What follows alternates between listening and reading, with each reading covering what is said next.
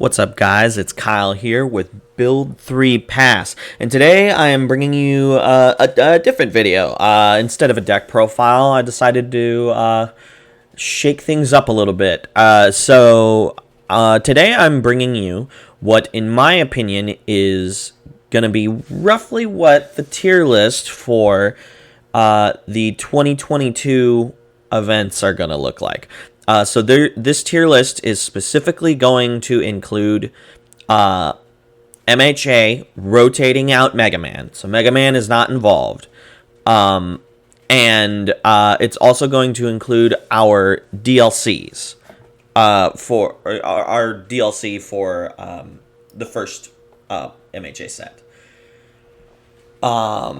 So obviously tier lists are just opinions, so none of this is set in stone, of course. This is just the way that I'm sort of viewing the format, and basically my recommendations for characters to play or not to play for these events. And the last order of business before we actually jump into the tier list,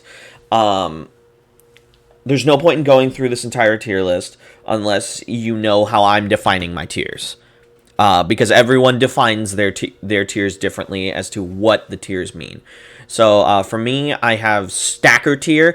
This just means that the character isn't bad. It's just it's not a starting character. It is designed to stack with other characters, and that's really what it should be used for.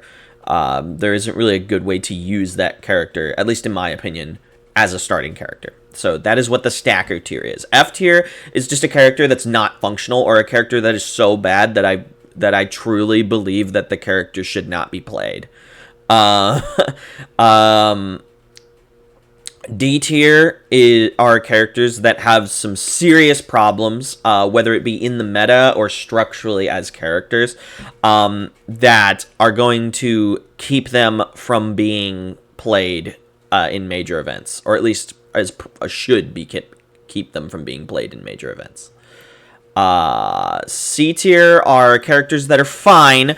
They just have some problems, but I mean, they can definitely do something at a major event with some hard work from the player. B tier characters are characters that are they're generally very well structured characters, and are can be very powerful, but have probably one like hard counter that just keeps them from being really strong, and they're not powerful enough for that power to make up for that hard counter.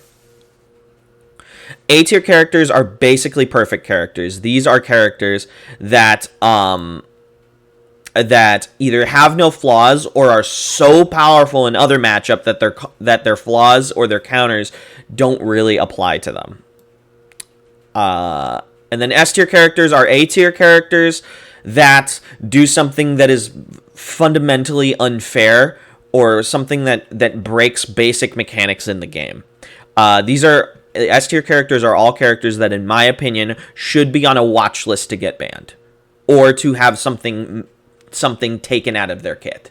These are characters that are these are the top echelon of characters, because not only are they strong, but they break basic game mechanics, at least in my opinion. So that is what the S tier is. We'll start with the bottom of the tier. These bottom tiers are going to be fairly quick because there's not much to say about them. They're just they have problems, right? Like all of the stackers. Joffrey 2 Dot, whatever, Fire Girls, I forget her name, but this chick's stacker,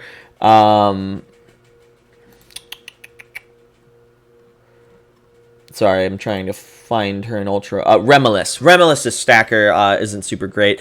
Dejanet's stacker, I mean, you can play it, but it's just, I don't think it's worth it. You'd rather just start as Dejanet. Same with this stacker. I don't think Turnaluz's stacker is worth playing.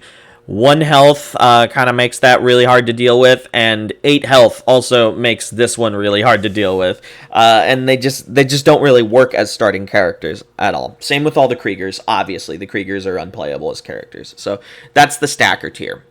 The first and last and only F tier character, in my opinion, in standard right now at this moment, is Small Might.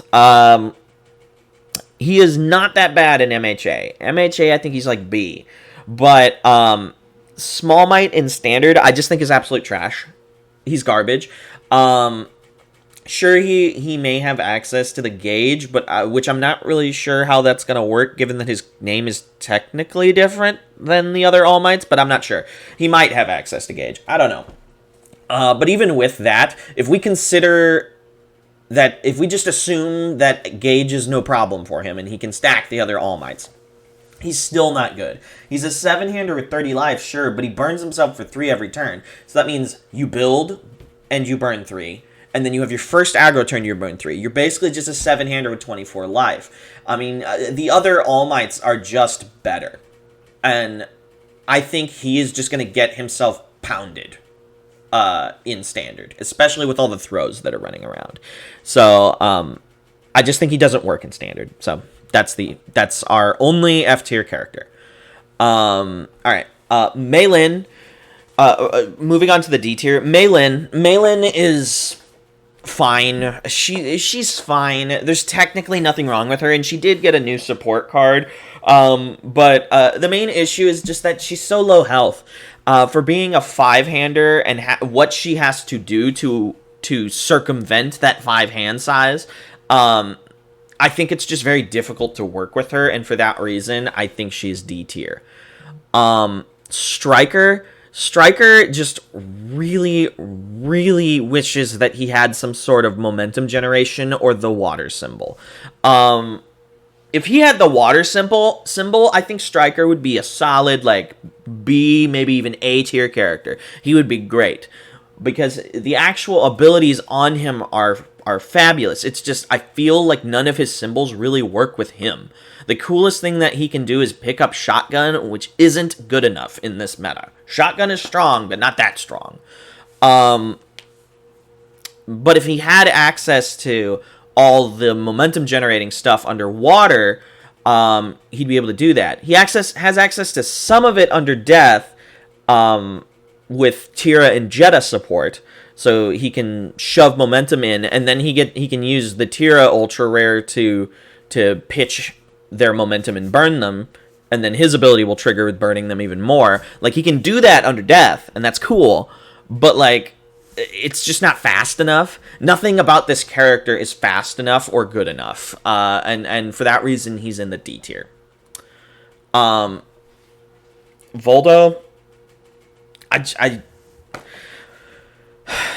he's tough.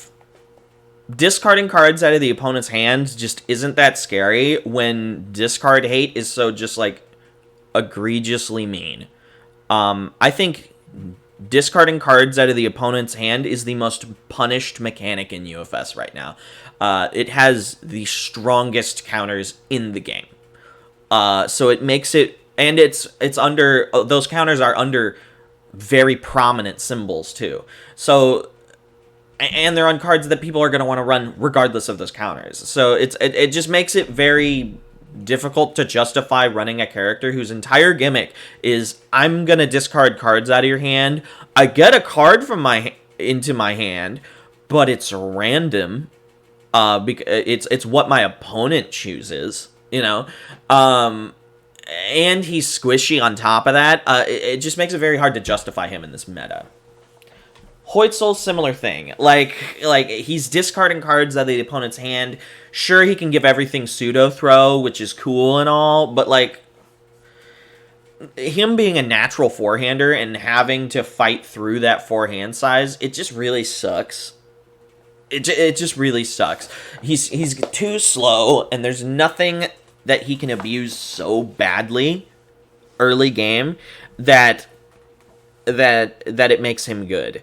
That's his struggle. I mean, maybe you can make something work with him simply because he's got a big butt. But I mean, there are other characters with the same size butt that are just better. Uh, Tira, she has so much potential yet so little. She's a 19 lifer with like no defensive abilities, and she wants to hit desperation. And then at that point, she becomes a 9-hander or an 11-hander, whatever it is. Let me just double check that ability. Tira. Or how do you say her name? Okay, apparently I don't know how to spell this character's name.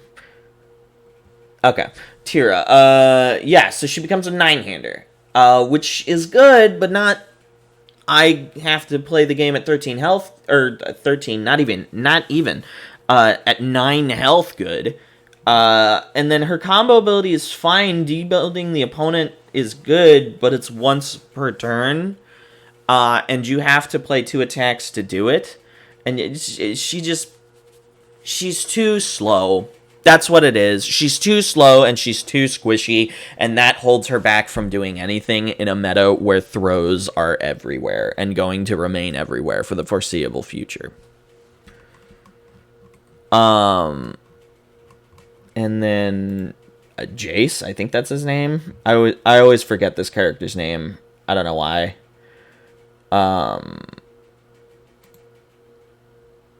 Let me open him up on Ultra real quick.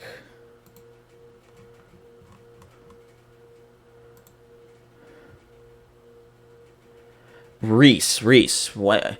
I think he's Jace because he's wearing the blue, and he's got that skater aesthetic like Jason Magic. All right. So Jace, he got a major buff with all these punches, and I could be wrong here. He could be C tier. He could be. But I don't know. Committing a foundation just for stats, I don't know if that's good. It may be playable while committed, so that is fine. But I don't know if that's good enough. After you play a weapon attack, draw a card. The major issue with him is he wants to play 2 conflicting keywords because there's not enough weapon and punch cards for him to really abuse his abilities. So that's just his major problem. Yeah, he just doesn't have the right support. Enough said. He just doesn't have the right support.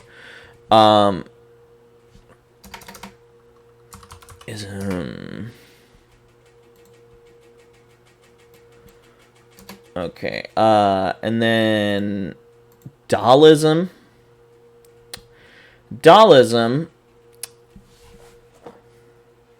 he just doesn't do enough. That's his issue. Sure, he gives +2/+2 once per turn, and -2/-2 once per turn, and then he makes the opponent burn 2 once per turn, but like he doesn't do enough. He just doesn't do enough. There are so many characters that can boost way more than that, for free, and they have more health than him. There are too many characters that do what he does just better, and for that he sits in the D tier. Fei Long, changing the combo requirement to combo isn't that good.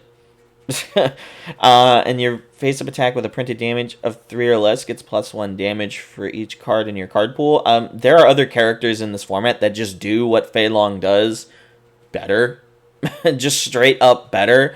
And him giving 1 damage, like the coolest thing he can do is boost Swallow Your Soul a ton, but that's not even that good.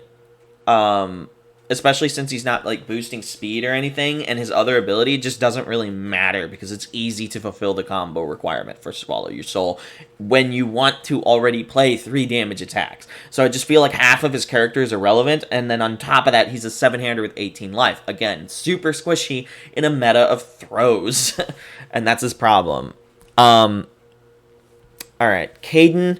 Caden is so cool, but like his issue is he was designed originally at a time where he could thrive. But nowadays, his cards are so old that they're understated. They were overstated, at least according to some of the old hats that I know, at the time he was released. And so he was good back then. But nowadays, it's just not enough, especially when you have to give up all of the text on your attack in order for him to be effective. He just doesn't have the right support anymore, and for that, he's in the D tier. Barrett Bryant, sorry, buddy, I do think your character's in D tier. He just doesn't do enough. He lost Skull Barrier in this format, which really, really sucks for that character.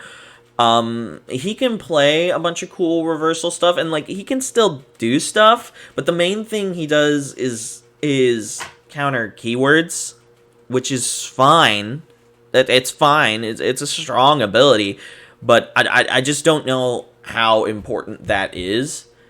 And then him losing Skull Barrier just is a big hit to the character. So I just don't believe in the character for Barrett Bryant right now.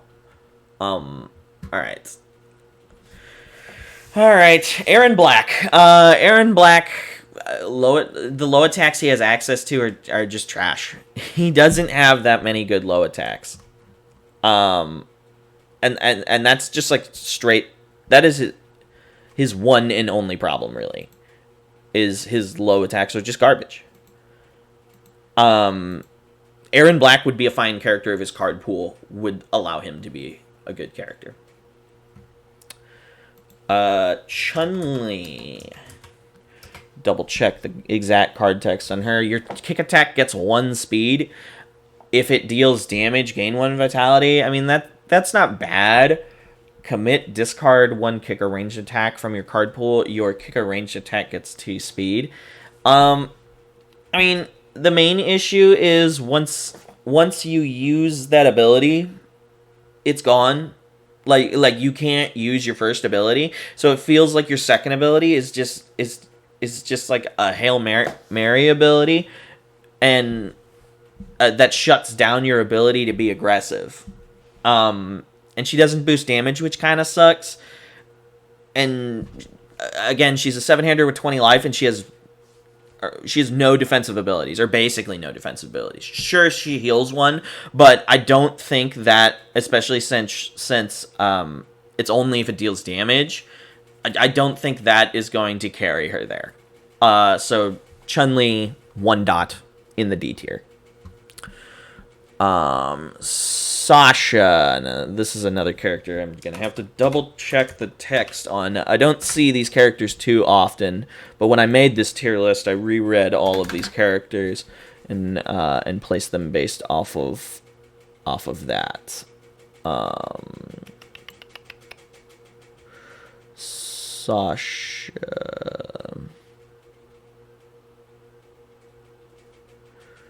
Red Horizon, Blood Omen. Let's look.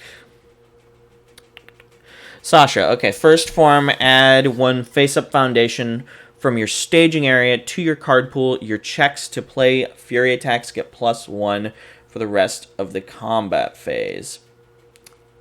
From your staging area to your card pool.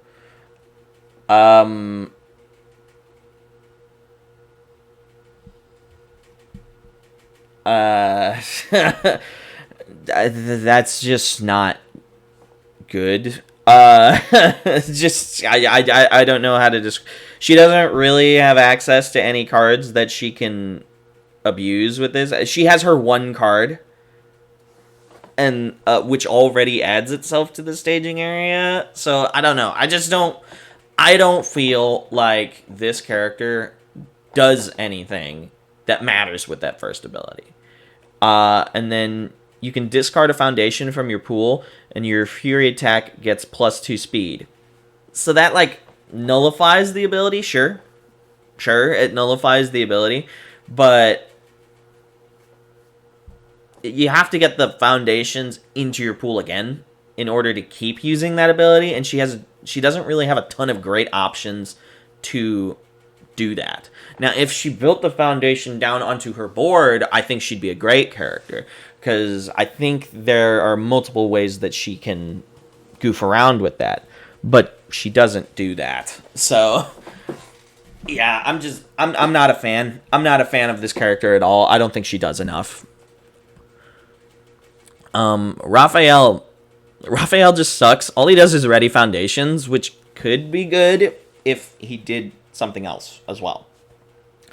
But he just readies foundations, if I remember correctly. I'll double check that just to be sure. Yeah, Raphael 1 once per turn can ready 3 foundations, and then he can change the zone of his attack to another zone. Yeah, he's just like a garbage version of Tape Man. He's literally just a bad version of Tape Man. Or Tape Man, whatever. Hansa Cero from Mega Man, or from My Hero. Zangief, you know, admittedly, in this meta, he's not completely garbage, but he's just... Why would you choose Zangief over any other throw character? He's a natural 5-hander that has to be a 5-hander. He doesn't really have any ways to mess around with that 5-hand size, and all he does is DR a little bit and commit a foundation for damage. Like, that's all he does. He just doesn't do enough, and it's not like he has, like, some crazy high health total. 34 health is, like, pretty normal for a 5-hander. So, like, if he had 40 health, he might be worth considering. But I don't really feel like he's worth considering in his current state. Balecore, I believe, is this next character's name. Let me confirm that.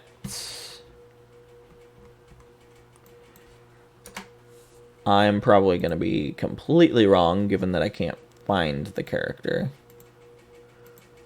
What is his name?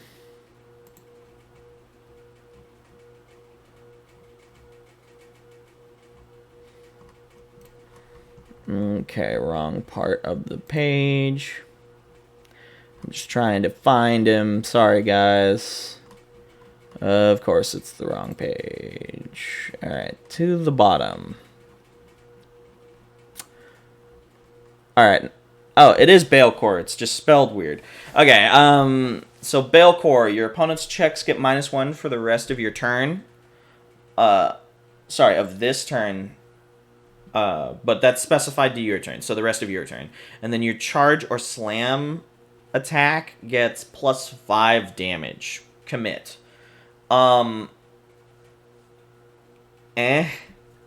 just don't feel like he does enough. Commit for 5 damage is mediocre at best when we have so many... We've had in the past many characters that can get close to or even above this damage for lesser cost. And we currently have characters that are like that. And he's a 6-hander with 28 life, who's just a natural 6-hander. And sure, he gives -1 to checks for the opponent to block, and that could be cool. But I don't know. I feel like this character would have been a lot better if he was a 7-hander. That is my personal opinion on this character. You could potentially do something with him, and he may actually be C tier, but I don't know. I don't believe in him personally. Next up is Gabrek. Gabrek 2 is I think he's just bad. His ability is just bad. Respond after your throw attack deals less than its printed damage. Gain 2 vitality. Sure. that's fine, I guess. That ability is fine, I guess, but mainly it's his first ability. His first ability is commit a foundation. If your attack is not blocked, it gets 3 damage. So it is assuming that your opponent's not going to block this attack, and then you get to give damage to the attack. At the cost of having to commit the card before. So it's a potential that you just commit a foundation for nothing on this card, on this character, multiple times throughout the game. And on top of that, he's a 6-hander with a low life total. He's only got 26 life. Like, he's not good. He's not good. He functions. You can make a functional deck with him. It's just he's slow. He's weak. His abilities cost too much, and the healing too doesn't really matter that much when it's completely based on whether your opponent blocked or not. So your opponent gets to choose when you heal too, which always sucks. And that's kind of my opinion on him. Sakura. Sakura is a 7-hander with 19 life, so she's squishy, and respond after you play an attack. Gain of vitality, playable while committed. That's not bad. Enhance, discard a card. If your opponent attempts to block your attack, their block modifier gets +2. Enhance, discard a card. Your block modifier to block this attack gets -2. Yeah, this is the issue that comes in. She's just a bit too costly for what she's doing. Discarding cards, even in a 7-hander, if you have 2 abilities on your face that are doing that, that can make it extremely difficult to defend yourself in a character that's purely trying to defend herself. She may have ways to circumvent that, but I just don't believe in those ways. I don't think she's that good because I think her costs are too high. Because her first ability is actually really, really good. I like her first ability, but the rest of her just, like, while it does do a lot, it's risky and it's dangerous. And I don't think it's going to get you there.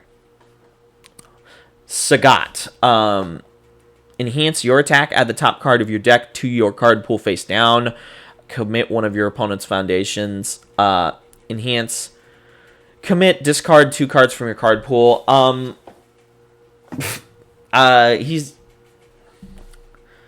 He could be cool. I mean, you can commit and untap him and like loop him around a little bit with Spike's ultra rare.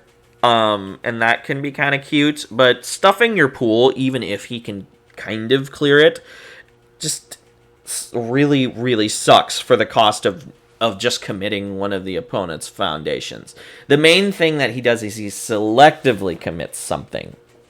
So that might push him up a little bit, but I just, again, he's just a character I don't believe in. Alright. And we're going to go back to our Red Horizon characters real quick. Sebastian. Okay, form commit, discard your hand, then draw a number of cards equal to the number of cards discarded. Respond once per turn. After you play a combo ability, add 1 card from your card pool to your momentum. So he can generate momentum, which is fine. But his first ability, it's just bad. It's just bad. Why would you play him when you can play Maylin 1-Dot in this format? Because Maylin 1-Dot just, like, does that ability, but she gets to do it for free every turn. For free. She doesn't have to commit her character and completely shut it off. Like, his abilities come, and then they go. And his symbols, while they're strong, they're not strong enough to support that. The only thing I really see him maybe doing is, like, reverberate underwater. Because he can generate momentum. But, like, if you're going to do that anyway, why wouldn't you just play a different character that does that better and can give the reverberate even more? Instead of this mulligan garbage. So I'm just not a fan of Sebastian. Let's see. Zoe 3 dot. Form, commit, add 1 attack from your card pool to your staging area face down. Add 1 ranged attack from your card pool to your hand. You cannot play attacks from your hand for the rest of this turn. Enhance once per turn. Your ranged attack gets 2 speed. Once per turn 2 speed is... It's meh. It's whatever. The form ability could be good. I mean, the big issue, right, is that she has to commit herself. And then she can't play attacks for the rest of the turn.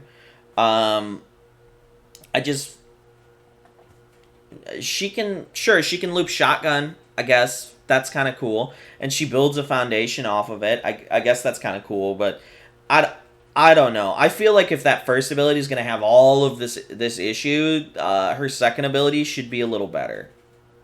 That's just where I'm at with this character. And looping shotgun, it just isn't as good as you want it to be. And neither is looping reverberate, she can't even loop reverberate. Never mind. But yeah, looping shotgun isn't as good as you want it to be. Yeah, that's where I am with this character. Marathi. First E, remove the top card of your deck. Your attack gets plus X damage. X is equal to the printed difficulty of the removed card. If you're printed 6, enhance once per turn. If you're printed 6 difficulty attack, deals damage. If its damage is at least double its printed damage, draw 2 cards. That second ability isn't bad. And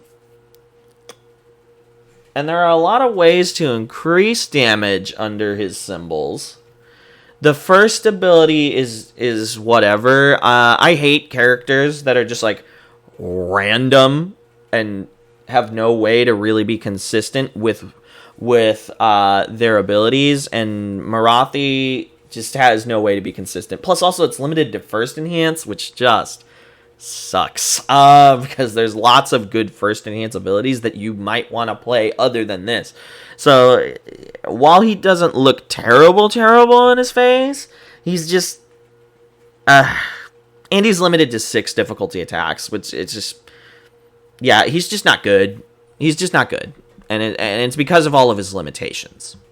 And that seems to be the theme with these characters, is that because of the stuff they're limited by, they can't really function correctly.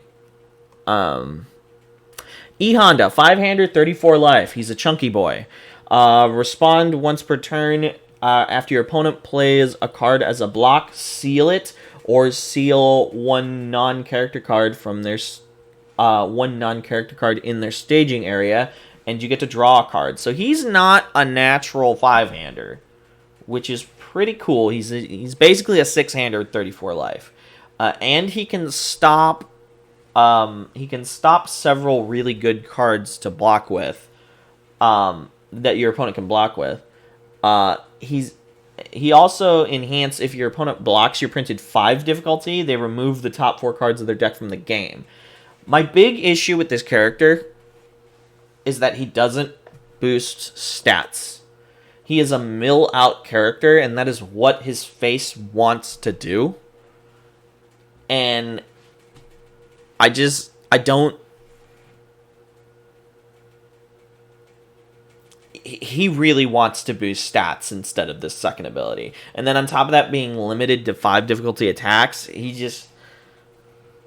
His abilities are fighting each other, and that's my big issue with him. He just doesn't seem synergistic with himself. T-Hawk, 5-hander, 35 life. Commit a foundation. After your slam or throw attack is blocked, your opponent discards 1 card, and your opponent may flip 2 foundations to cancel this effect. Commit your next slam or throw attack. Ignores progressive difficulty. His commit ability just isn't worth the commit. So that's the first major problem. And then the other major problem is just like, he's a discard character. Once again, he's a discard character, and that's like the only thing that he does. And there's so much discard hate, and the ability can be turned off on his face. I don't know. He's just not good because he's stuck with that discard ability, and that's like his only gimmick. Whereas if he were a throw deck that was boosting damage naturally on his face, he would be a lot stronger. So that's my issue with him. Let's see. I don't remember this guy's name, but he should be right around the corner. Ulrich. Enhance once per turn. Add one card from your hand to your momentum. Your next check to play a combo attack gets +2. That's not bad. Enhance discard a momentum. Your opponent must discard one card as an additional cost to play their first enhance. This enhanced step. The main thing that this does is, if I'm not mistaken, I could be totally wrong on this, but if I'm not mistaken, it does get around discard hate, at least most discard hate, because it gives the opponent a cost to pay, as opposed to you as an ability making them discard a card. I could be totally wrong on that, so don't quote me on that. So that's kind of cool. His main issue is just that his symbols suck. Chaos and Void are just terrible, and he doesn't really do anything with all. Like, he just doesn't do anything that benefits all. So his symbols just don't work with him. That's his problem. Alright, I'm going to talk about these next three altogether. Bison, Vincent Gray, and what's his name? I don't even remember his name. Bison, Vincent Gray, and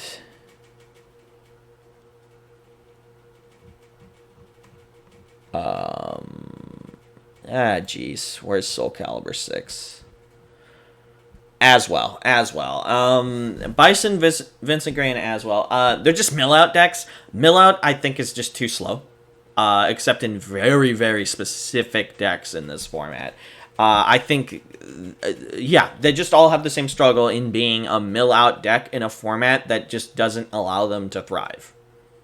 And for that reason, they're all down in the D tier. I do not believe in mill-out right now, for the most part. Yuri, I believe, is this character's name. We'll see momentarily. Yuri. I thought that was her name. Yep, Yuri. You can discard a card and your kick attack gets 3 damage. I don't know if that's worth discarding a card, even a 7-hander. Respond once per game. After you play your 5th card this turn, you may discard up to 4 cards from your pool. Your opponent discards 2 cards. This ability cannot be canceled. Okay, so this is the problem with this character. You have to play 5 cards in a character that wants to discard cards from their hand for their stat boost. Doesn't matter if you're a 7-hander. That's really hard to do.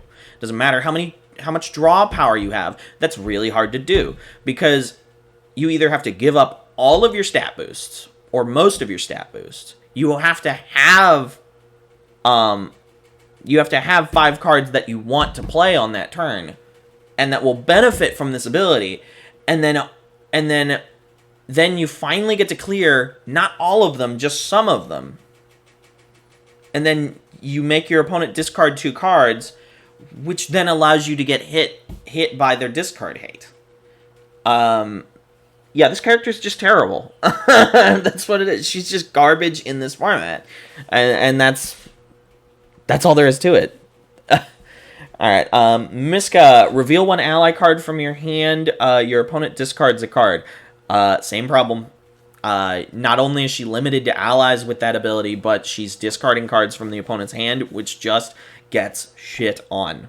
And then respond, check a 5. After your flash attack resolves, commit one of your opponent's foundations and ready 1 foundation that has not been readied this combat phase. That's not bad. I just don't feel like she has enough support under her flash keywords that work with her effectively. She's got a lot of options for flash attacks, but I just don't think any of them are very good in her. And so for that reason, she's in the D tier. And that is the D tier. And now we'll move on to the C tier and up, my upper tiers. These characters are the characters that I wholeheartedly believe in and think that with a little bit of work in some of them's case, you could do something at an event. So let's start with Midoriya. His changes made him a lot better. I like that he can use his prediction ability multiple times. His discard ability is fine. It's costly, and he's obviously a one-trick pony, but it is strong. I'm not going to deny that. It is very strong. And so the other thing about Midoriya is that with all of this punch stuff that came in him and in All Might, I think that it pushes him just over the edge to the point where if you put in some work, he can definitely take like a regional or something. I think he is a very strong character with some serious flaws, and that's my opinion on him. Zasalamel, reducing speed's really good, and playing reversals is really good, especially when it's from the discard pile.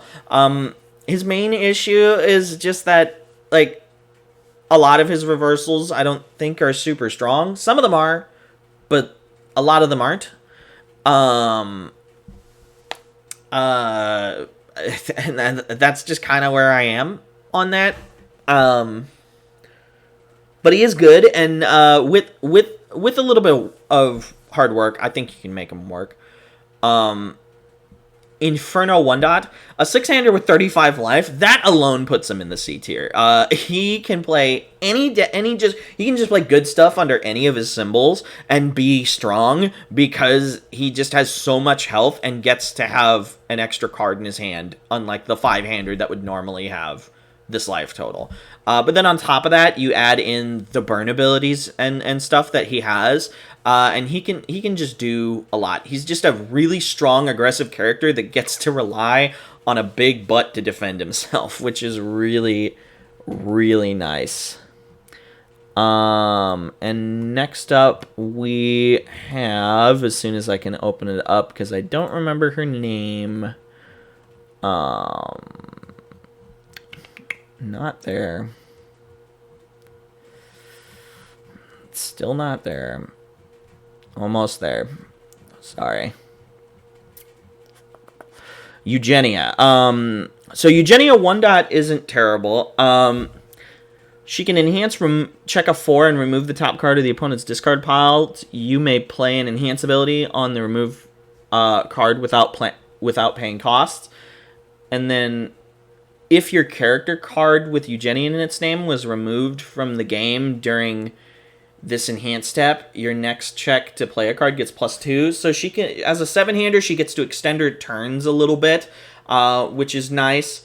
And she tries to remove cards from herself as well as from the opponent, so she can do like a pseudo mill out strategy, and she can remove key pieces out of the opponent's deck and cards that they stack, which is pretty cool.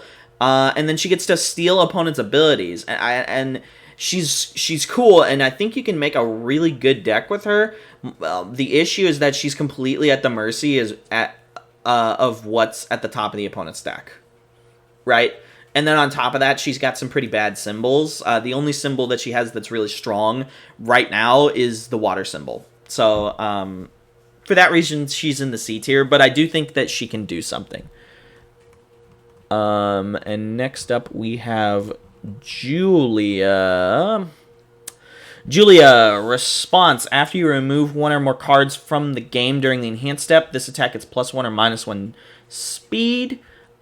Response, check a 4. After a keyword ability is played, draw a card and remove one card in your hand from the game. She just like filters cards out of the hand, which can be good. She can set up aggressive turns pretty easy, but at the cost of milling herself out faster in a character that's already checking cards. And she's both of her abilities are removing stuff. It's just she's a dangerous character to play. I think she's got strong abilities on her face, but she's very dangerous to play, and she's squishy. So I think you can do something with her, but I think she can be scary sometimes to play. So she's in the C tier. Kamui Woods, he's in the C tier simply because I just don't think he does enough. He is certainly good, which is why he topped that My Hero event. And he has access to even more stuff in Standard. I'm not going to deny that, but I just don't think he does enough. All he does is increase damage and decrease damage and untap his character, which can be really strong, but like if he doesn't get that setup, then nothing happens, right? And so for that reason, I put him in the C tier. Heidi,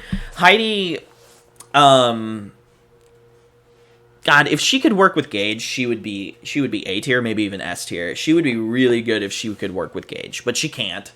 And there's a lot of throws in this meta, which can just like mess her up out of nowhere. But that still doesn't change the fact that she can potentially just like win a game out of nowhere, right? She's a strong character, and I think with the right player and the right build, she can do something. So she's in the C tier. Akuma. I mean, he hacks opponents' checks and he discards opponents' momentum, right? There is nothing wrong with any of those abilities. Sure, they're a little high-costed, but there's nothing wrong with them. I think you can build a fairly decent Akuma 1-dot deck in this format. My main issue is just that Akuma 2-dot is just better, so why would you play Akuma 1 over Akuma 2? But if you wanted to dodge diversity or something, you can certainly do that, and which is why I put him in the C tier. Botan. Botan, she is the first of a couple of different discard characters that I think can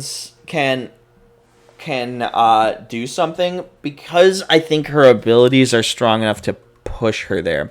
So she heals herself and she randomly discards cards from the opponent's hand and then allows them to draw.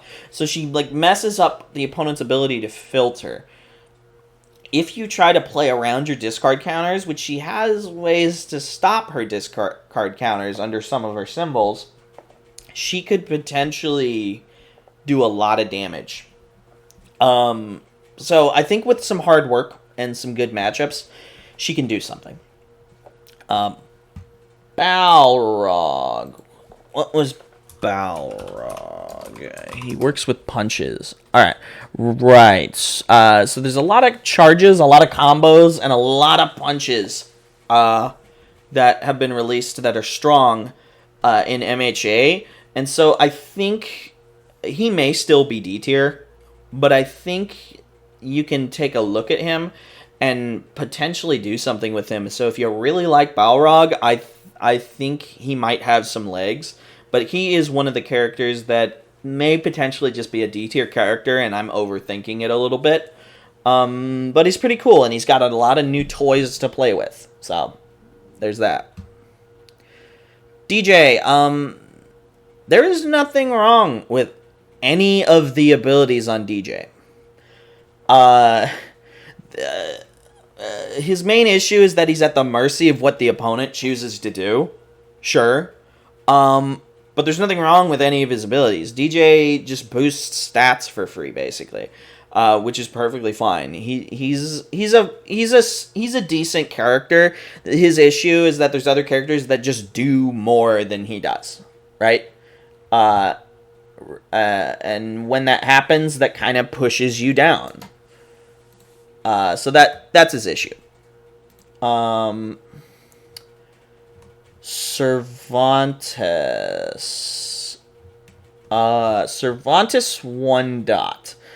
He can blow up one of his own foundations, and if your attack is blocked, your opponent loses 2 vitality. So he burns, which is fine, and it's playable committed, so that's not bad. And then after you block an attack, your attack gets +3 damage for the rest of the turn. I mean, I think you can do stuff with him. I just think he's a lot more work than he should be for these abilities. He's just a little overcosted for these abilities, and his abilities are a little I think a bit tricky to get working correctly. And on top of that, he's squishy, so I don't know. Plus, also, only his death symbol is really worth playing. I don't believe in the air symbol or the void symbol right now.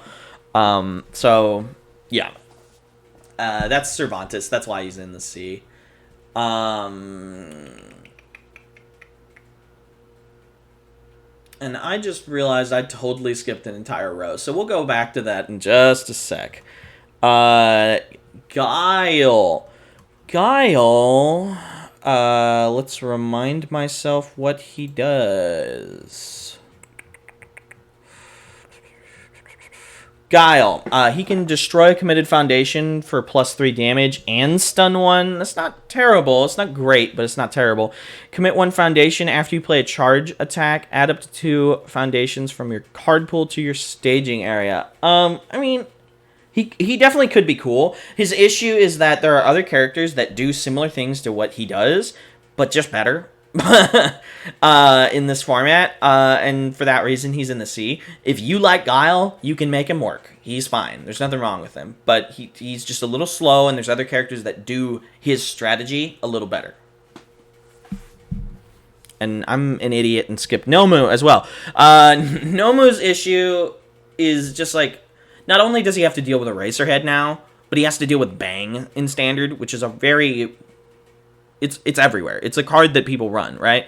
So he has to deal with that. Reducing stuff to 6 damage isn't that good, especially in Standard, because there's a lot of little, like, I'm gonna throw 5 damage attacks at you. There's a lot of big attacks, too, so, like, that can be okay, but just reducing to 6 damage isn't that good. And then the damage boost would matter if he could give it to throws. Sure, he can give it to shotgun, but, like, other than that, like, who cares? I just don't think he's that good. Block his attacks and you win. This Ida.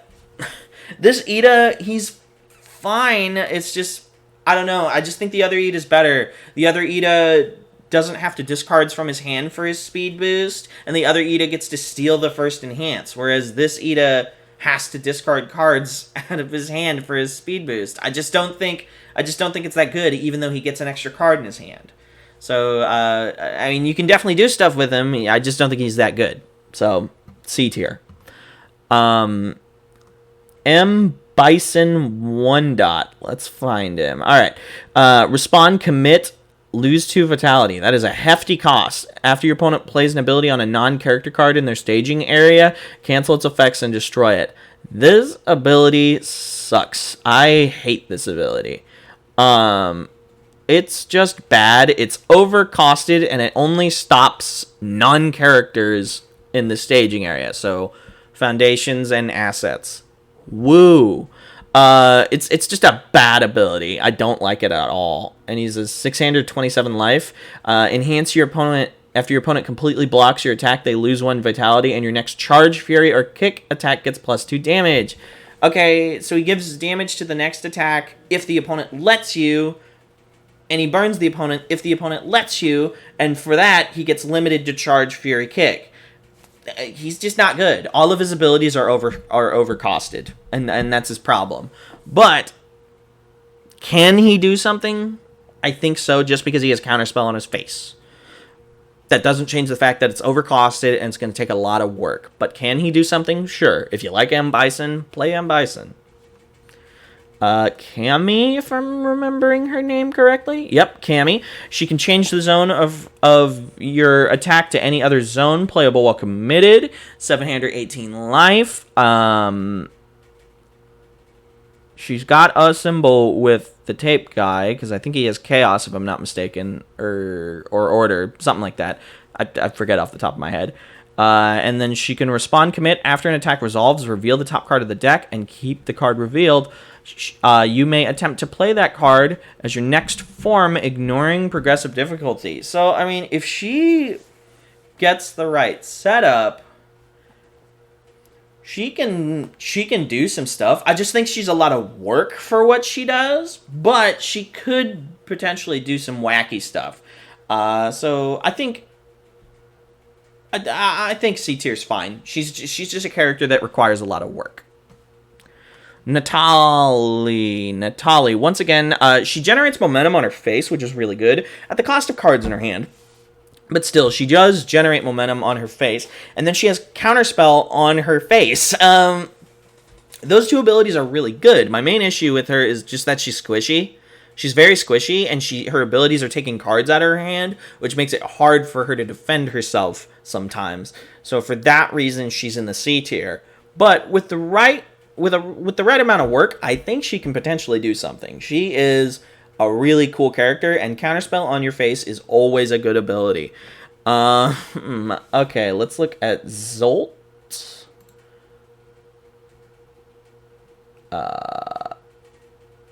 Zolt, he gets to play multiples and doesn't have to generate momentum to play the multiples, even though they're reduced to 1 damage. That's fine, especially since they don't count towards progressive. The multiples don't count towards progressive.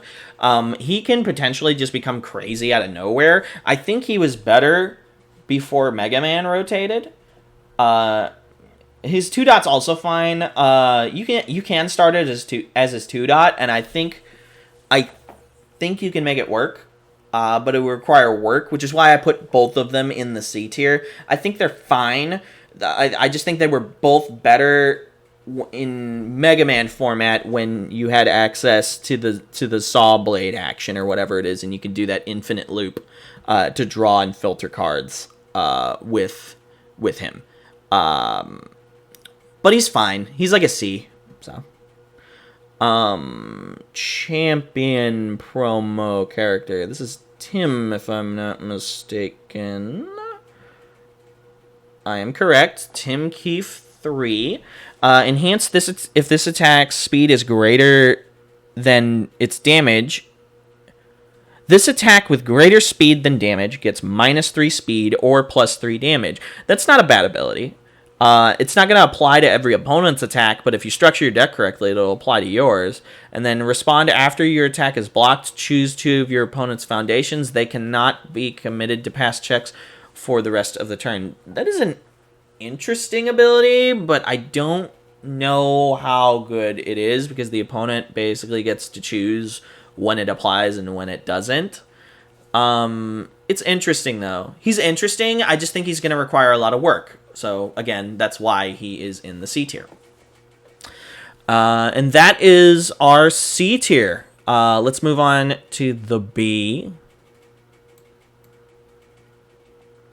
All right, here's the B. First off, Spike. Spike 2 is really cool. He's really good. He could be A tier if Hand Cannon just didn't completely hose him. Every character that gets to play Hand Cannon, which is a lot of good characters in this format, just straight up hoses this character, and there's next to nothing he can do about it. He's really good at looping stuff. He generates momentum potentially, has multiple. He's a strong character. It's Hand Cannon. The counter of Hand Cannon is so good that I think it drops him an entire tier. And that is his issue. Johnny Cage. Johnny Cage is really cool. He has to play as a natural 5-hander, but he boosts and reduces damage by committing a foundation. And he can potentially do a lot if it's a high difficulty foundation, so that's cool. Committing still sucks, which is what I think holds him back, but it is good. I would have preferred it if it was like just +2 or -2 damage with a different cost or something. But the main thing is he gets to build foundations out of his discard pile when he takes damage. Not only that, he gets to build foundations that he potentially doesn't have any symbols with, so he can create some crazy combinations that were never thought of before. Right? He is a solid character. His issue is that he's a little overcosted on his damage pump and damage neg ability, and that he has to take damage for his other ability to apply. But he can potentially circumvent that a little bit.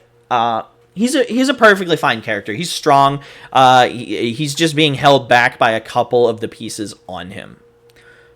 Remulus 1-dot. This character is very, very strong. And I mean, she has topped in the past. She'll probably top in the future. She just loops unlimited mid blocks like no tomorrow. Her big issue is just that she's a Gauge character, and she has to play like a real Gauge character. She's not one of those Gauge characters that starts with characters on her board. So she can sometimes be a big struggle because of that. But I do think she's very, very powerful. Mei Lin is really good, both as a standalone character and as a Gauge character. I think stacking into the other Mei Lin is the way to go if you want to play the other Mei Lin's abilities. She gets to mulligan every turn for free. For free, Mei Lin gets to mulligan. And then she also boosts a truckload of damage. And she can stack into this other character and get card draw and even more stuff. Plus, she just got new support from Todoroki's stuff. She got a new foundation that works with her. So she's just all around a very strong character, and I think she could potentially see some play in the upcoming meta.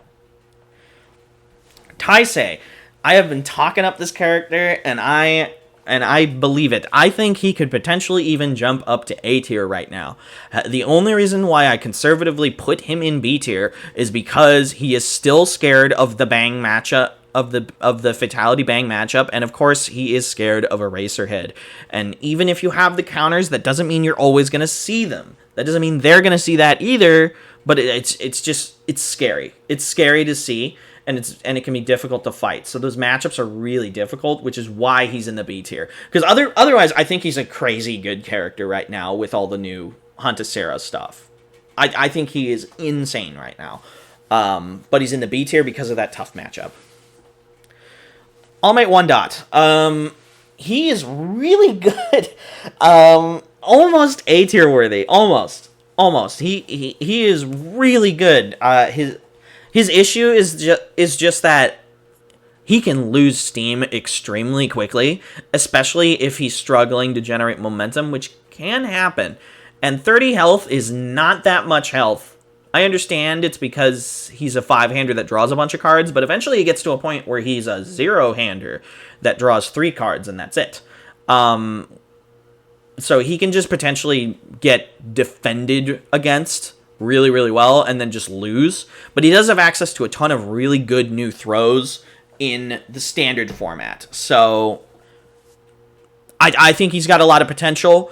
He may be A tier and I'm just wrong, but we'll have to see in the upcoming meta. I don't think we have enough data on this character, given how he works, to just to truly place him in the A tier or not as of this moment. So Vidya, committing foundations, let alone selectively committing foundations, is really, really good. And so I think this character is strong. Her main issue is that I don't think her speed boost is super great. It's fine, but I just don't feel like the support around her is super, super great for what she's doing. She can do stuff, but boosting speed in a character that kind of wants to play throws, honestly, just doesn't really matter. So there's that. Dark One. Dark One is extremely OP. Dark One is amazing. His issue is he plays bad checks, right? His character / his ultra rare requires him to play terrible checks, and that makes him really, really difficult to play sometimes. And so that holds him back from that A tier because of that inherent inconsistency that is required in order to make his deck work. So that's what puts him in the B tier. Kurama. Kurama is really, really cool. He was in C tier last format, in my opinion, but I think in this format he is in B tier. And the reason why is Water got a ton of new defensive pieces, so that makes him a little bit easier to defend, even though he is the squishiest 7-hander in the format, if I'm not mistaken. And he's one of 2 characters that gets to reversal with Reverberate. That makes him insane. He is crazy. He's still squishy, though, so that's what keeps him out of the A tier. But he is insane. He's really, really good. Azimov and Katarina. This character has the potential to be one of the hardest matchups for any deck out there. Their issue is they're slow. That's all it is. They're tapping and untapping tons of foundations, and they're using their 16 of foundation to boost their stats and to increase their checks, so they can potentially play these really long strings of high speed attacks. But they need this setup to do it, and I think that setup is just a little too slow for this meta. But can they do stuff? Of course, they're very, very good. So B tier. Noob Sabat. Noob Sabat, I think, was A tier, but now he's B tier because of his errata. That's what it is. His errata makes him more difficult to be played. Makes him so they can't really be played in other decks, so that really sucks. So I guess that doesn't really jump him down. But I don't know. I just Noob Sabat, I just don't really believe in that much. He's got two very strong abilities on him, and he's a very defensive character, but he's gonna require a lot of work. That doesn't change the fact that his abilities are crazy powerful, though. So that's why he's in the B tier.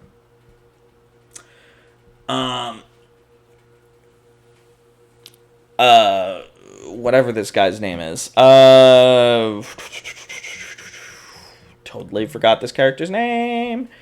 I feel like a bad Mortal Kombat fan now.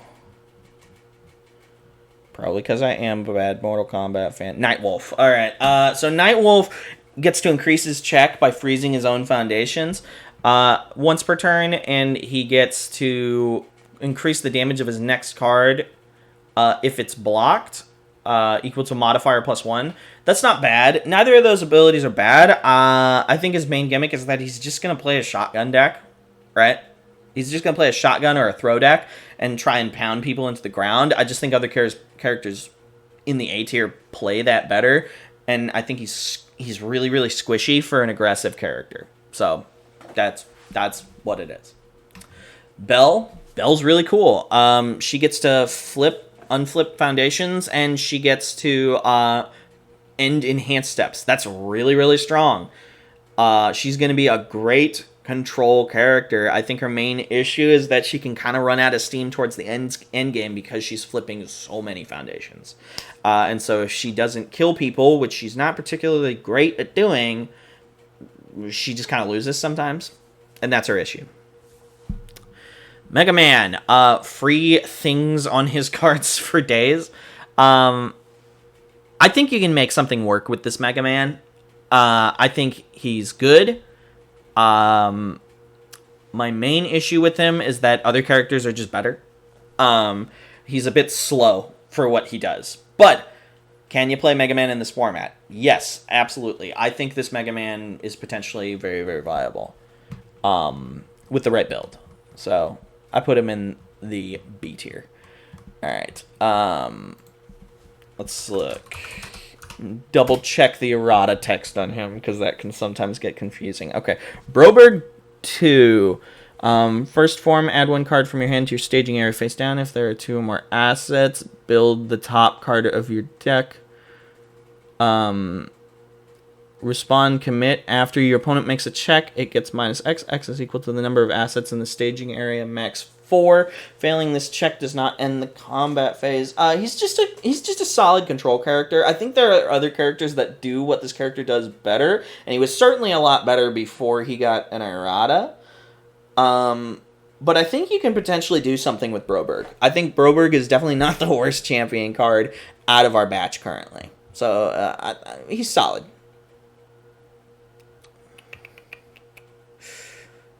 I just realized again that I skipped an entire row, and I feel like an idiot.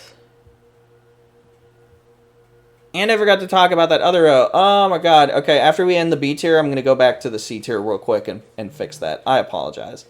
Okay, so Sky Mathers. Sky Mathers plays with momentum. She generates momentum, and she discards cards out of the opponent's pool, if I'm not mistaken. Mathers. Um, yeah, she plays around with opponent's momentum, which under the water symbol, she has the ability to easily generate momentum for the opponent, so that's good. And then she discards cards from the opponent's pool to generate momentum for herself. So she is potentially a really, really mean Reverberate character. I just think people haven't figured out a build for her yet, and so that's why she's there. Raiden. His main issue is that he's held back by the fact he has to have less than 6 or less foundations, but he is really good. He gets to ready foundation 3 foundations if he has 6 or less foundations, so that's nice. He can say once per turn he can blow up his 1 foundation to say you have to play not an attack next, which is an incredibly powerful ability. Can potentially shut down an entire turn sometimes. And then also once per turn he can blow up a foundation to generate a momentum. That's the main reason why he's here.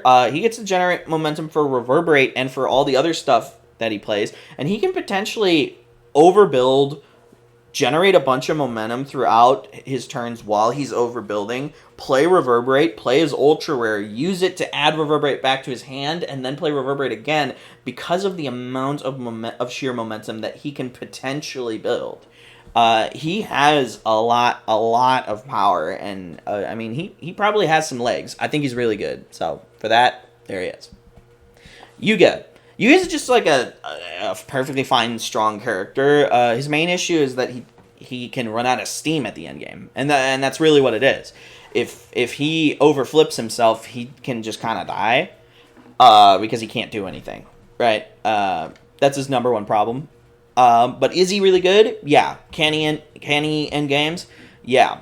I think he's a character that we'll potentially see. Inferno 2 dot.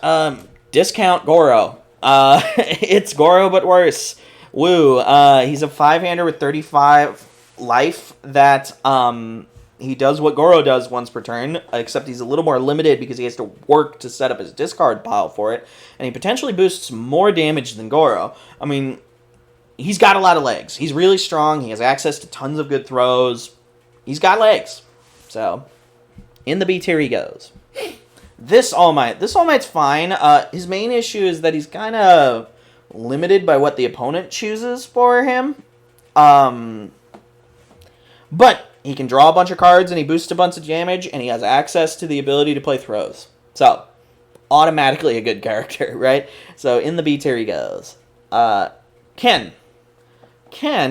The reason why he's in the B tier for me, and I know this is a controversial pick, the reason why he's in the B tier for me is simply just because under his all symbol, he gets to give stun 2 to Ice Dragon, stun 5, and then freeze 5.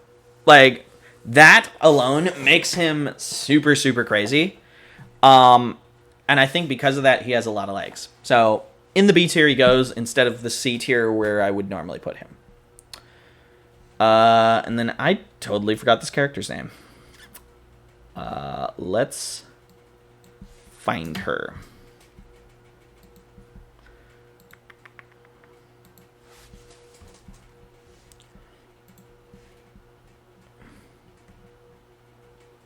Okay, Morrigan. Respond once per turn. You can lose 3, hefty costs. After your opponent makes a check to play a card that is not a block, that check gets -3. Failing does not end the combat phase. That, I mean, yeah, that's pretty solid. And then enhance, discard the top card of the deck. If the discarded card is a block, if you discarded a block card, this attack gets plus X or minus X damage. X is equal to the difference between the printed control and the block modifier. I mean, the card, she's good, and I think she's got legs. Her main issue is that her second ability can potentially just do nothing. So that's like the problem with her. That doesn't mean she's not good though, and I think with the right build and the right player, she definitely has some legs. But that's what's holding her out of that A tier. So that's my problem with her. Izuki. She filters cards and plays combo attacks. And she can actually play shotgun like a champ because she makes stuff not count towards progressive, and she plays like long strings, and she shares 2 symbols with shotgun if I'm not mistaken. No, 1 symbol with shotgun, but she can play lots of cards that share multiple symbols with her. So she just gets to filter into that awesome shotgun turn and then play it, which is a very, very powerful thing to do. She's just squishy, and that's what keeps her out of the A tier, because she's an aggressive character that's squishy. Tier 2. Similar thing, she's an aggressive character that's squishy. She wants to like burn people and tap herself and untap herself and heal a little bit, but that's what keeps her out of the A tier. Is she good? Yeah. Can she do something? Potentially, but that's what keeps her out of the A tier. Bakugo is really good, especially with Hellfire Impalement. Hellfire Impalement is crazy, and with the grocery card or whatever, the card that sends his Burn 2 Foundation from the deck to the discard pile. That card is really good in him too. His issue is that he sometimes suffers from 6-hander problems. He likes to draw cold sometimes, so that can be a problem. But is he good? Yeah, he's really, really good. Siegfried. Siegfried is a character that can potentially just bust out of nowhere into the A tier. He's really, really good. He flips foundations, and he potentially shuts down damage boost, which is crazy. And he builds the cards he blocks with if they're foundations. Even nuttier. This character is a machine. And he gets to play throws effectively. He's just all around really, really good. His issue is that, I mean, the opponent can shut down his main ability, his damage pump ability. So the opponent being able to do that just kind of sucks unless you lean really hard into the flipping strategy, which can work. It can work. Siegfried's really strong. He just requires a lot of work, and that's really what it is. And then I don't remember the exact text on this Akuma, so I'm going to double check it real quick. Akuma 3 dot. You can 7-hander, 21 life, discard a card, your attack gets plus X damage. X is equal to the difficulty of the discarded card. Your opponent's next check to play a card gets -1. Failing this check does not end the combat phase. After your opponent fails a check to play a card, flip one of their foundations. I mean, flipping stuff is good. Flipping stuff is really, really good. And then the discard ability is pretty strong. The issue is it's an aggressive discard ability. Obviously, I hate discarding abilities that are aggressive. Really, I just hate discarding in general. That cost is what holds him from the A tier. I think he's really good otherwise. That cost is just a little too expensive in my opinion. Discarding cards out of your own hand is really hard to justify in this format. So that's Akuma 3. Reptile has so much potential. His main issue is that he gets shut down by discard hate.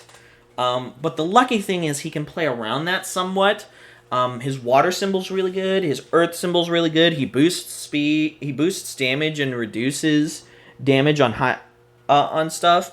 You know, he's just all around a solid character. His main issue is that sometimes his ability doesn't do anything if the opponent isn't playing the right zones, and if the opponent is playing certain symbols, discard hate can shut him down.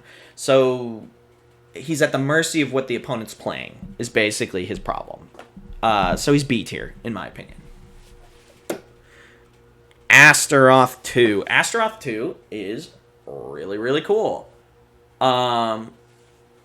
He's a 5-hander with a buttload of life, and he makes things more difficult for damage and to pass checks and whatnot. I'm reminding myself of exactly how he works. After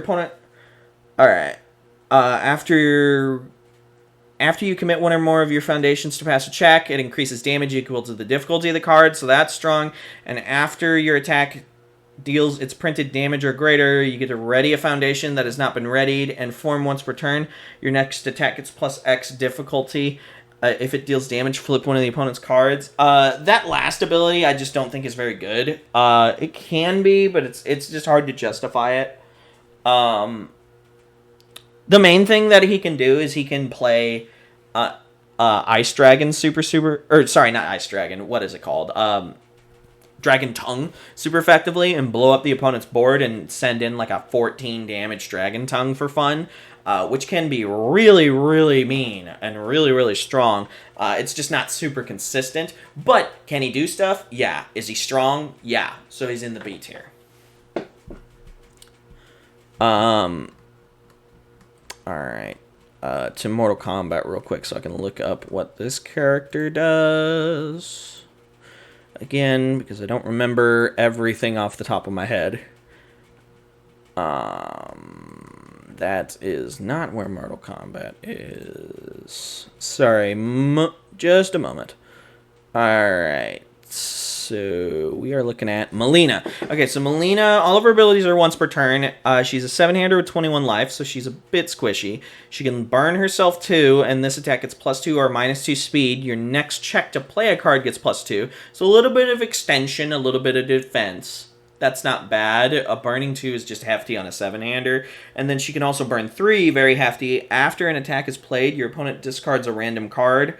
Because it's random, it can somewhat get around discard hate if it misses the discard hate. And that's the main thing that holds her up.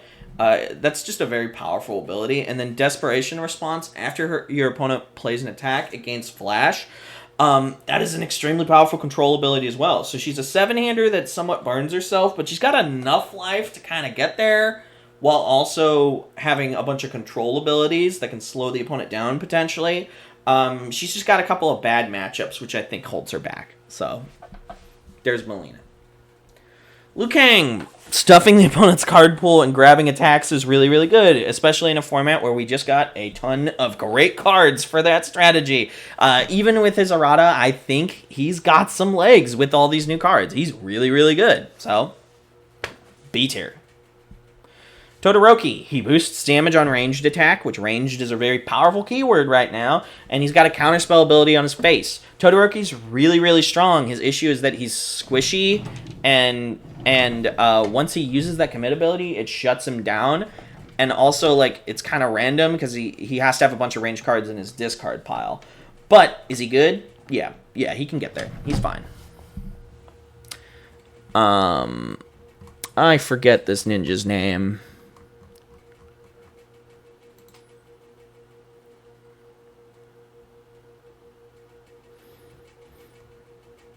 Satoshi. Form once per turn. Your next weapon attack gets 3 speed. After it resolves, discard it from your card pool and draw 1 card. Discard a momentum. Your opponent discards X. X is equal to the number of cards in their hand minus 2.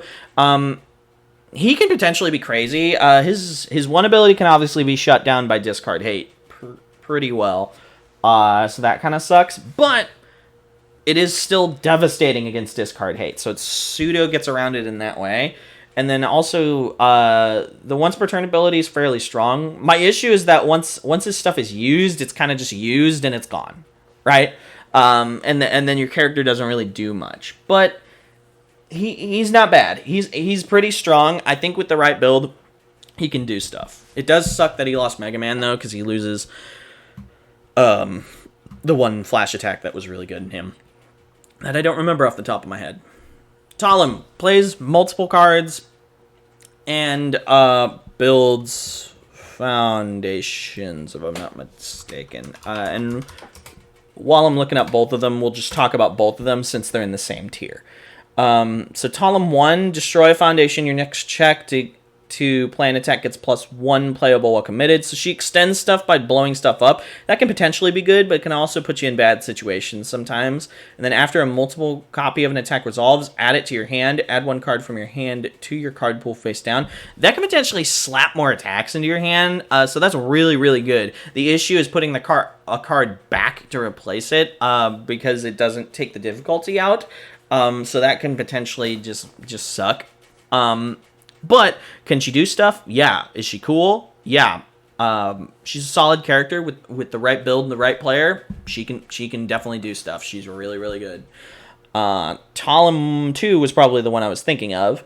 Enhance once per turn if you have more face-down foundations than the opponent. Add one card from your discard pile to your momentum, so she generates momentum on her face. Always good.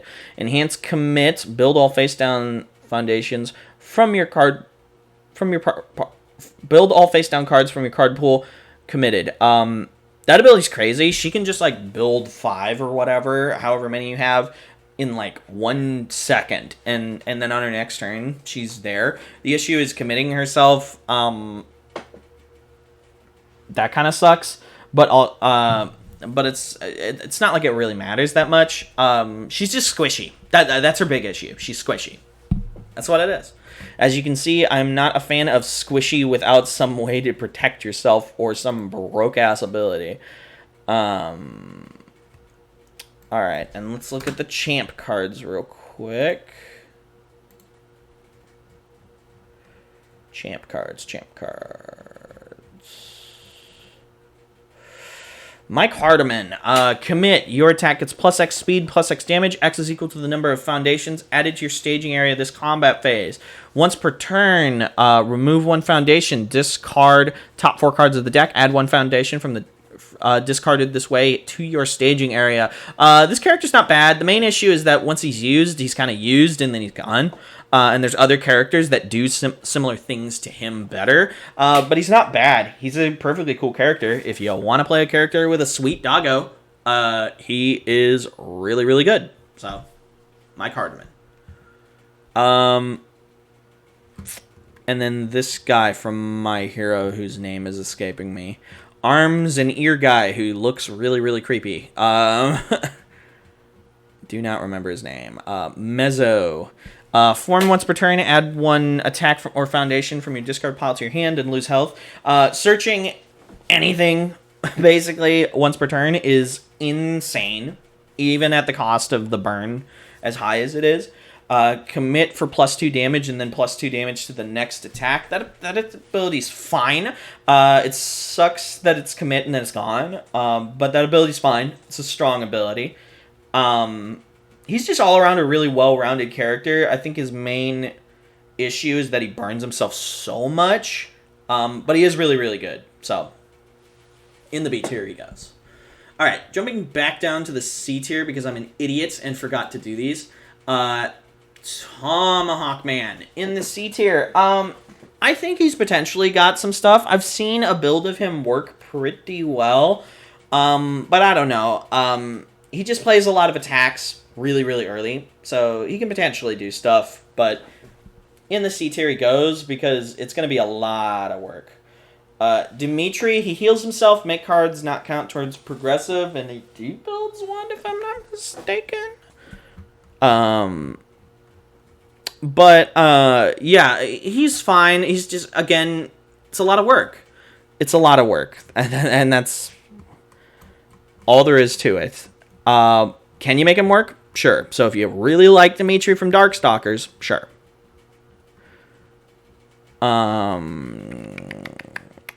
To the champ cards again. Garrett Brett 5 dots. Yeah, new people, 5 dots. 5-hander, 28 life. That is the main thing. Is the life total on this 5-hander. Respond after you play your first card this turn. Add the top card of your deck to your hand. If your opponent has more cards in their staging area than you, you may add one asset or foundation from your hand to your staging area. That ability's fine. He's basically a 6-hander with 28 life, so that makes him not terrible. Commit. Your attack gets plus 2 speed or plus 1 damage for every 10 cards in your opponent's discard pile if it is blocked. Ready your character. That ability just sucks. I hate that ability. Enough said. I think the main issue is he's basically just a 6-hander that does nothing. That's his problem. But can he just, like, mow people down out of nowhere? Yeah. So if you got a hard-on for Garrett Brett, by God, you can make him work, I think. So C tier he is. Um, Alice. Alice plays weapon cards effectively. Let me pull up her text. This attack gains weapon, so she gives weapon. That ability sucks. I hate that ability. And it's only once per turn, so yeah, not a fan of that ability. And then name a card type. If your opponent blocks your weapon attack with the named card type, draw a card, and your opponent loses 2 vitality. That ability's good. It's dependent on what the opponent does, but it is really, really good. So I think she's got potential, especially with all the new weapons, but that first ability just really, really sucks. So in the C, she is. Ryu draws a card and gives free 1/1 and +1 to his check. That ability is actually just like really solid. It's just there's other characters that just do what he does better. I really think, and so I think he's going to be a lot more work than he's worth. But if you really like Ryu, I think you can make him work for sure. So that's Ryu. Pink Girl. Mina. Response once per turn. Discard a card. After you check a card, you may play it as your next form this turn. No check necessary. She can loop 5 checks with that ability, which I think is really cool because there's a couple of cards that can stack themselves on top from your board. So that's kind of cool. And then she increases speed and heals, which she has access to a couple more throws under her symbols in standard. So I think she's got potential. I just think she's going to be a lot of work.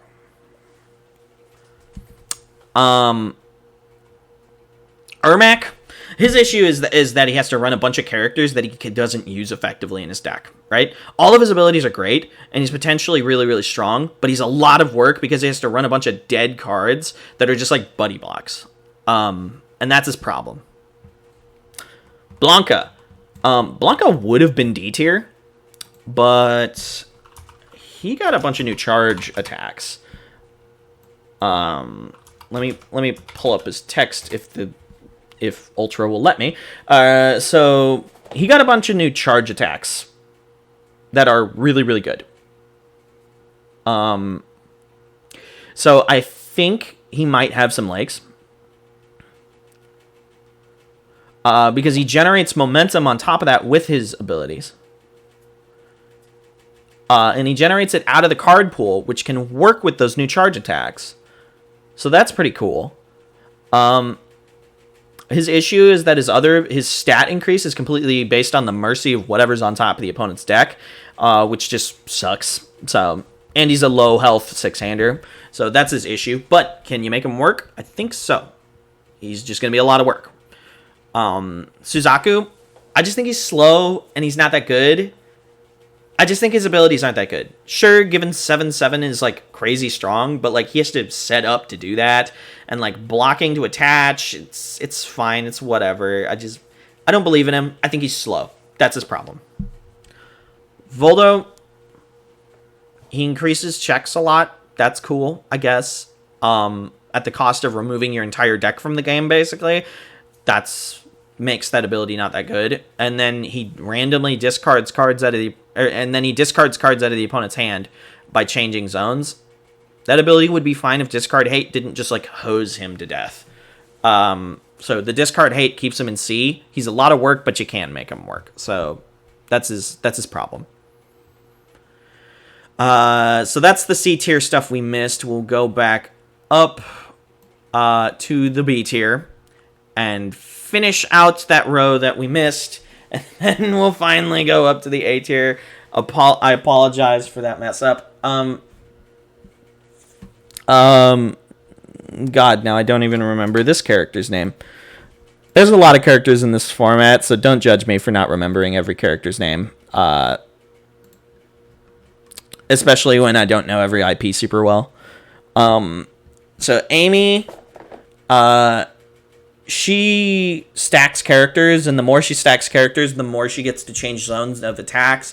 And then she can heal herself and give minus difficulty and give damage to her cards. That ability is really, really good, and it gets better as she stacks characters. So, like, she is potentially a super strong character. Her issue is that because she's a gauge character, she can be kind of slow sometimes, but she is just like a solid character. So there's that.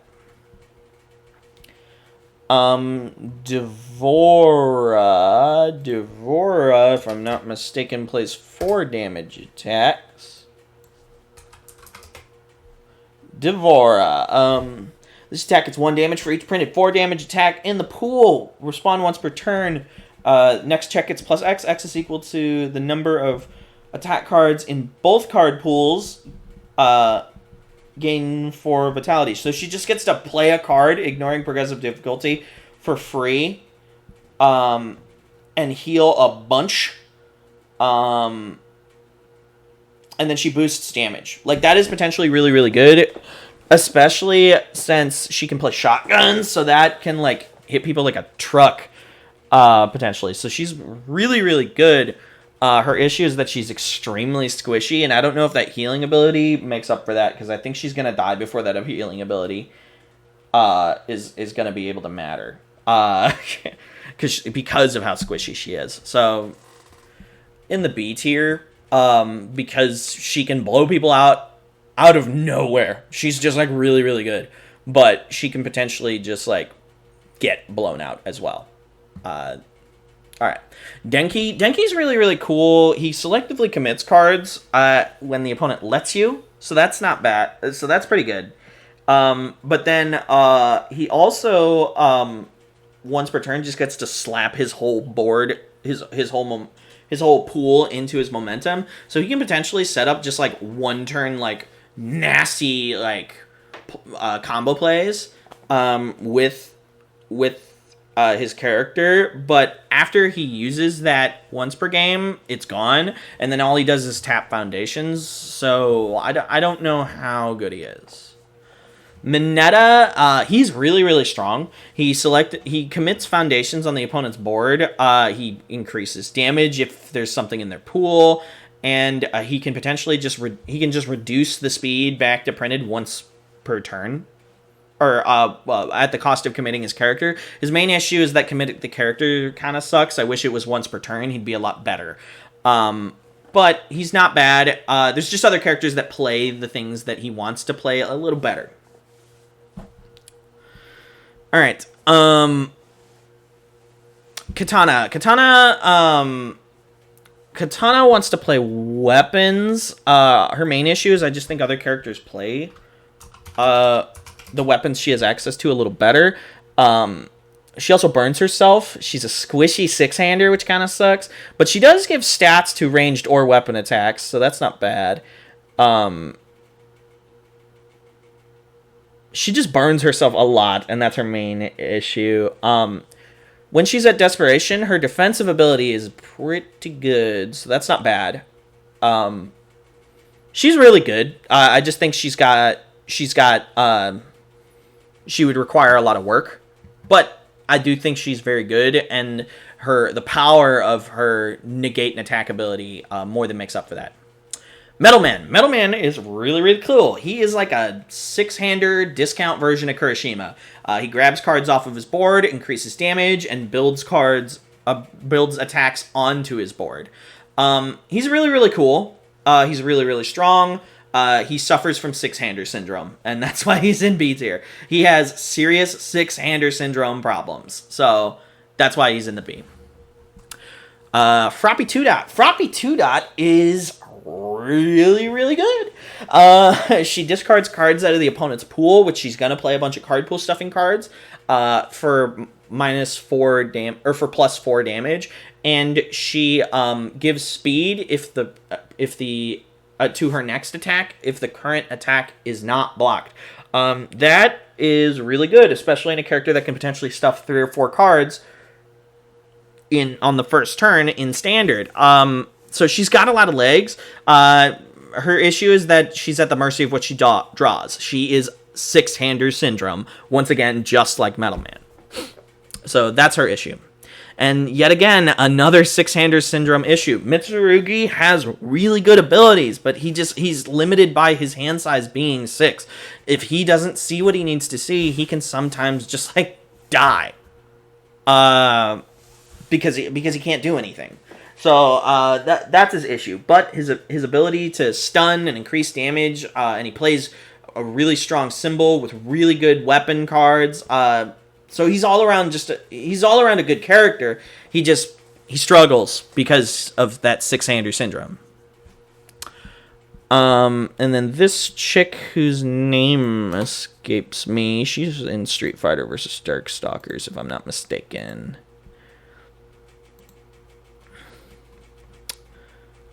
Let's look. What is her name?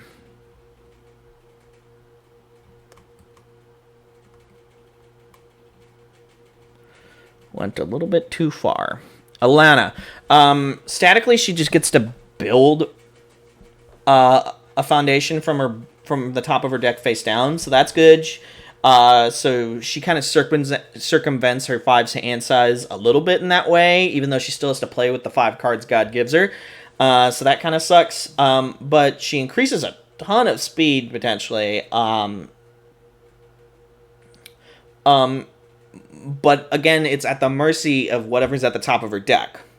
And then she can potentially give up to 3 damage for free. She's just very limited in the way she gets to build her decks, and the cards that she currently has access to, I don't think are very good for what she's trying to do. And that's her issue. So in the B tier, because I think she's got legs, but that's what holds her back. Songmina 1 dot is really, really good. She builds assets out of her discard pile. Really good, especially under her symbols. Assets are crazy in standard, as most of you know. And then she can give stun 3 and 3 speed to an attack, which is nutty. That's really, really good. Her main issue is she's a 5-hander that has to work with the 5 cards that she's given. She's not a cheating 5-hander. So, that's her problem. But is she good? Yeah. Can you make her work? Yeah. She's real cool. So, that character in the B tier. And now, finally, we have fixed the stuff that we skipped, and now we are back on track with the A tier. Alright, so let's start off. Cutman! Cutman is really good. He's probably the best Reverberate character in the game. He gets to increase damage by blowing up foundations. He builds foundations for free. He gets to increase his checks to block by blowing up foundations. He's just a really good defensive and aggressive 7-hander, and he plays Reverberate like a champ. So, Cutman, A tier, really solid character. Byakuo. This character is nuts. He's crazy good, especially with the new All Might Foundation that lets you stack a momentum on top of your deck, because he has so many cards that can just like draw in the middle of his turn, that he basically, once he gets to like turn 2, he basically gets to search his entire discard pile and previous cards he's dealt damage with, which they're throws, so he's probably going to deal damage with them. And then on top of that, he flips the opponent's entire board, and he doesn't get punished for playing a 77-card deck, so he gets to have a ton of options for everything. He's just all around a really powerful character that hits like a truck. Can he suffer from 5-hander syndrome? Sure. Sometimes he does. But I think the strength of his abilities makes up for that 5-hander syndrome. Grow is, again, a really good character. He just gives 1/1 to the current attack and the next attack. So 2/2 to everything other than your first attack. He's really good. He has the water symbol. He plays Reverberate like a tramp because he gets to discard a card out of his hand for one of the multiple, which is really, really good. So his Reverberates are 7 mid for 9, just stat base on his character. That's crazy good. His issue is that he's card starved because he discards so many cards, because he discards a card, so he kind of is a 5-hander. But the other issue is that, he again is a six-hander and has to just work with the cards that he's given. So sometimes he can just draw dead. So that's the issue. But he is really, really good. Solid character. Ivy. Ivy gets to see the cards on top of her deck. She gets to heal herself a ton. She gets to draw cards.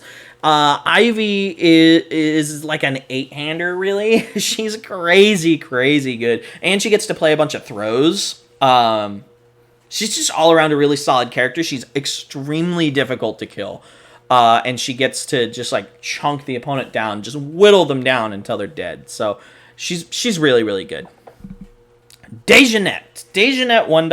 Is awesome. I'm a big fan of Dejanette 1. Especially with the spice, which there will probably be a deck profile for this build coming up at some point. But Dejanette with Detroit Smash is amazing because you can character stack, play her gauge deck, character stack her a bunch, and then use Detroit Smash to generate a bunch of momentum. And you always have the one momentum because of the way Dejanette works. You give EX like 5 to the Detroit Smash, EX 5, make it like an 11 speed, and then use Powerful to make it even bigger. On top of that, you can use it to generate momentum just so you can use your counter ability. Like, Dejanette is just really scary with Detroit Smash, and I think that's going to be a real deck this format. Chun-Li 2. Punch Chun-Li is going to be a real deck. I think she's going to be able to play Kurishima's stuff really, really well. Building her attacks face down is really good. She boosts speed. She generates momentum for anything that needs that. And she grabs, and she has access to a bunch of cards that can grab stuff out of her discard pot or out of her pool and add them back to her hand. She's just all around a really powerful character with a lot of potential because of all of these punch attacks she gained access to. Astaroth, he flips cards, which is always good. Again, he gets to search 5 diffs, which there's a lot of crazy good 5 diffs that he can grab. He's an overstatted health-wise 6-hander, and he boosts damage. He's just all around a really solid character. A little limited because he can only play 5 diffs, but he's still really, really good. Both the Chelenkas are crazy. Chelenka just like blows up foundations for fun and stacks characters, and increases a boatload of speed. Chelenka is one of the top gauge characters in the game. I think he's one of the best. They're one of the best gauge characters in the game. And both of these characters are just really, really solid. Some of the best and, oddly enough, fairest foundation destruction characters. Cassie. She is just a basic, I boost stats and am really good character. Because that's all she does. She boosts stats. She plays the new weapon cards really, really well. And her foundation... her rare foundation is also insane. She basically just gets to block for free with that card. It's really, really good. So Cassie is just a generically strong character, and I think she's basically always going to be in the A tier, at least while she's in standard. So, moving on. Tim, I need to remind myself of the errata real quick. Tim Keefe 2, twice per turn after you make a check to play a card with a higher printed difficulty than the last card in your card pool, it gets +2. And enhance twice per turn, seal one of your opponent's foundations. Sealing anything, any foundation on their board twice per turn is really, really strong. And then he just gets to extend, and he's a 7-hander. All around, he's just a solid character. I kind of wish he boosted some stats, but I mean, he's scary sometimes. He's just an all-around really good character, so I put him in the A tier because I don't really see too many flaws with him. Eden Ein. Eden Ein is the only discard-based character, if I'm not mistaken, I could be totally wrong, but we'll see, that is in the A tier. Eden Ein is crazy. So, they get to start with their 4 characters stacked, and then they basically draw a card by adding one of their characters from their board to their hand to make the opponent discard a card, which the discard hate can hurt, but they get to play some ways around it. But then you also can play a bunch of gauge attacks to like restack that Ed 9, so you can just keep looping the discard. So the discard ability is just so strong that I think that circumvents the discard hate. I could be totally wrong, but I think it does. So Ed 9, A tier. I think they're really good right now. God, I never remember this character's name. Let's look again. As well, twice per turn, discard a card. You may make a check. After you make a check, that check gets +2. Only playable if you have 3 or more face-down foundations. Flip a foundation. If your attack is blocked, your opponent flips a foundation. If your attack is not blocked, draw a card. It's a 7-hander that gets to draw cards, which makes it really good. And it plays sort of like Tim Keefe. You just have to discard cards, which the drawing cards makes up for that. So it's just a different flavor of what Tim Keefe 2 is doing. So he's also just all around very, very solid. Kodokan, you can play his 3 damage package. His 3 damage package is not bad at all. His 3 damage package is cool. He just boosts stats and burns himself and makes his 3 damage attacks hit like a truck. And he heals a bunch. But also you can just do the cheesy, I'ma play Moonset and give it throw deck. Which is also super, super powerful. Kodokan is a strong character with very few bad matchups. He's really, really good. One of the best Gauge character to ever be printed. Turnaloose is crazy good. He minuses opponent's checks, potentially by a ton if you're playing certain cards. He starts with 4 characters stacked. He gets to play Catphobia in his deck, which starts as a 20 damage attack because of his ability.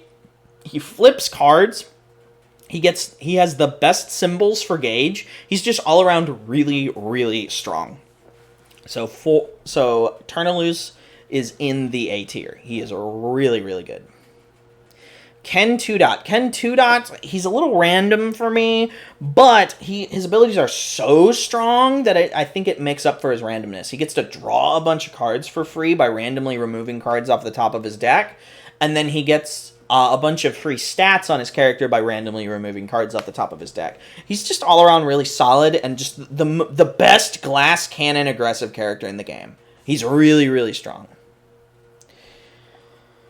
Joffrey selectively taps a card once per turn, and if you're playing him as a Gauge character, potentially a high difficulty card once per turn, so that's good. And then he also his main ability is once per turn he can flash something and potentially reduce it to 0 damage. That is a crazy ability to have just on your face, and so I think he gets put in the A tier just for that ability alone. Van Helsing. Van Helsing is really, really good. She can discard a card for +1 damage equal to the number of weapon cards in your card pool, so that's really good, and that's playable while committed. Really strong, especially given that she has the all symbol. And then also she can commit herself to draw cards equal to the stun rating of the current attack. That is really good. So she's like a 9-hander potentially if you're running certain cards. Van Helsing's got a lot of good things going for her. She's very aggressive, kind of glass cannon-y, but she is really, really strong. So, A tier. He is really good simply because he just gets to play Fatality over and over and over again. He's the only mill-out character that I think has legs. I think he is the best mill-out character, obviously. He is really, really good. Just being able to play Fatality once per turn every turn while also being able to loop throws. Either your opponent dies to the throws or your opponent dies to deck out against Hiei. And it's just really, really good. So, Hiei's in the A tier.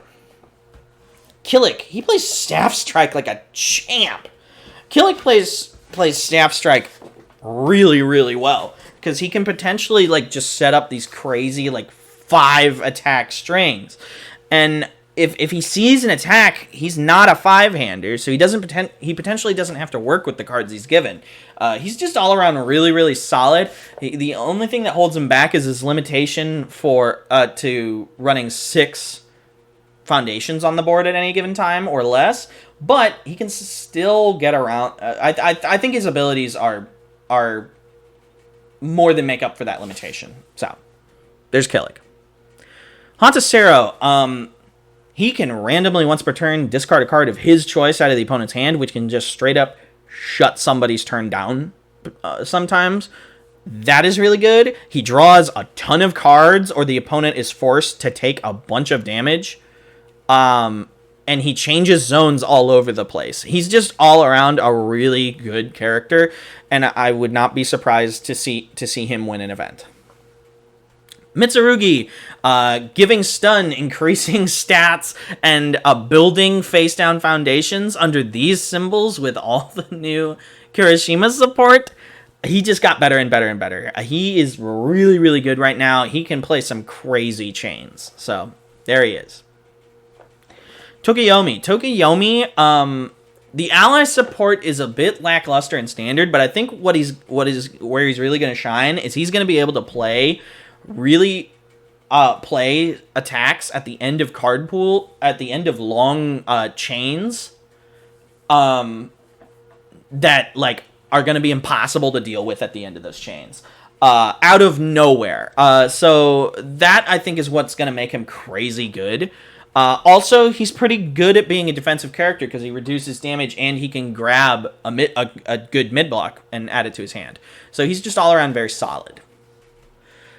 Nightmare, he was... I don't know. He jumps between A tier. He can potentially be S tier. He's really, really good. But he isn't doing anything mechanically that I think breaks the game. So that's why he's not in the S tier. He's just really good. So he gets to play 10 damage throws and just loop them back to his hand. That's always going to be good. So... A tier. There isn't really much wrong with him. He's big, he's chunky, doesn't have to burn himself. Like, he's just really, really good. Jackie Briggs. She has probably the best matchups against the format out of any character right now. She doesn't really have weaknesses so much. She's really, really good. She's a 5-hander with 33 health, but she gets to draw 3 and discard down to 5 at the beginning of every one of the opponent's turn. So if you just make it so that you're only ever going to draw back up to 5 with that ability, you never have to discard, making her an 8-hander basically. She's crazy good. And then she gives powerful 6 to tech attacks and gets to discard 1 card from her hand to pay, in addition to momentum, to pay for that ability. That is crazy good, and her stuff can potentially be made really high speed. Jackie's just all around really, really solid. I wouldn't be surprised if she topped an event. And, you know, she gets to play hand cannon, which is always really good. So, Jackie, very, very strong. Super Skullboy with Gage is God tier. He's crazy. He also is a 5-hander that becomes an 8-hander. And he gets to debuild the opponent. He gets to stack checks on top of his deck, make stuff ignore progressive difficulty. He's really good. He requires a little more setup than Jackie, but he is very, very good. So, there we go. Reese one dot got a bunch of new punches, and he was always really good. So Reese 1 dot just pitching punches and increasing speed and just being the punch man is really, really good. He's a solid character. So A tier. Lilith increases, just gets stronger and stronger as her turn goes on and can shut down an opponent's card once per turn. Both really, really strong abilities. She plays 3 damage attacks, but she gets to abuse some of the best attacks in the game by being limited to that. She is real strong. So, A tier. Rando, just like Lilith, as the turn goes on, he gets better and better and better. He increases his checks, he increases his stats. He just needs momentum to do it, and he's got lots of ways to generate it. Rando is a very, very strong A tier character. Very few bad matchups.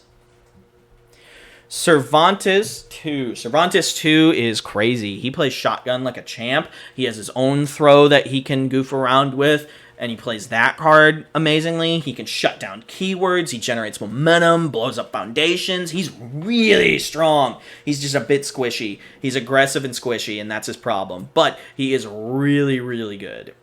So A tier. Songmina 2 dot.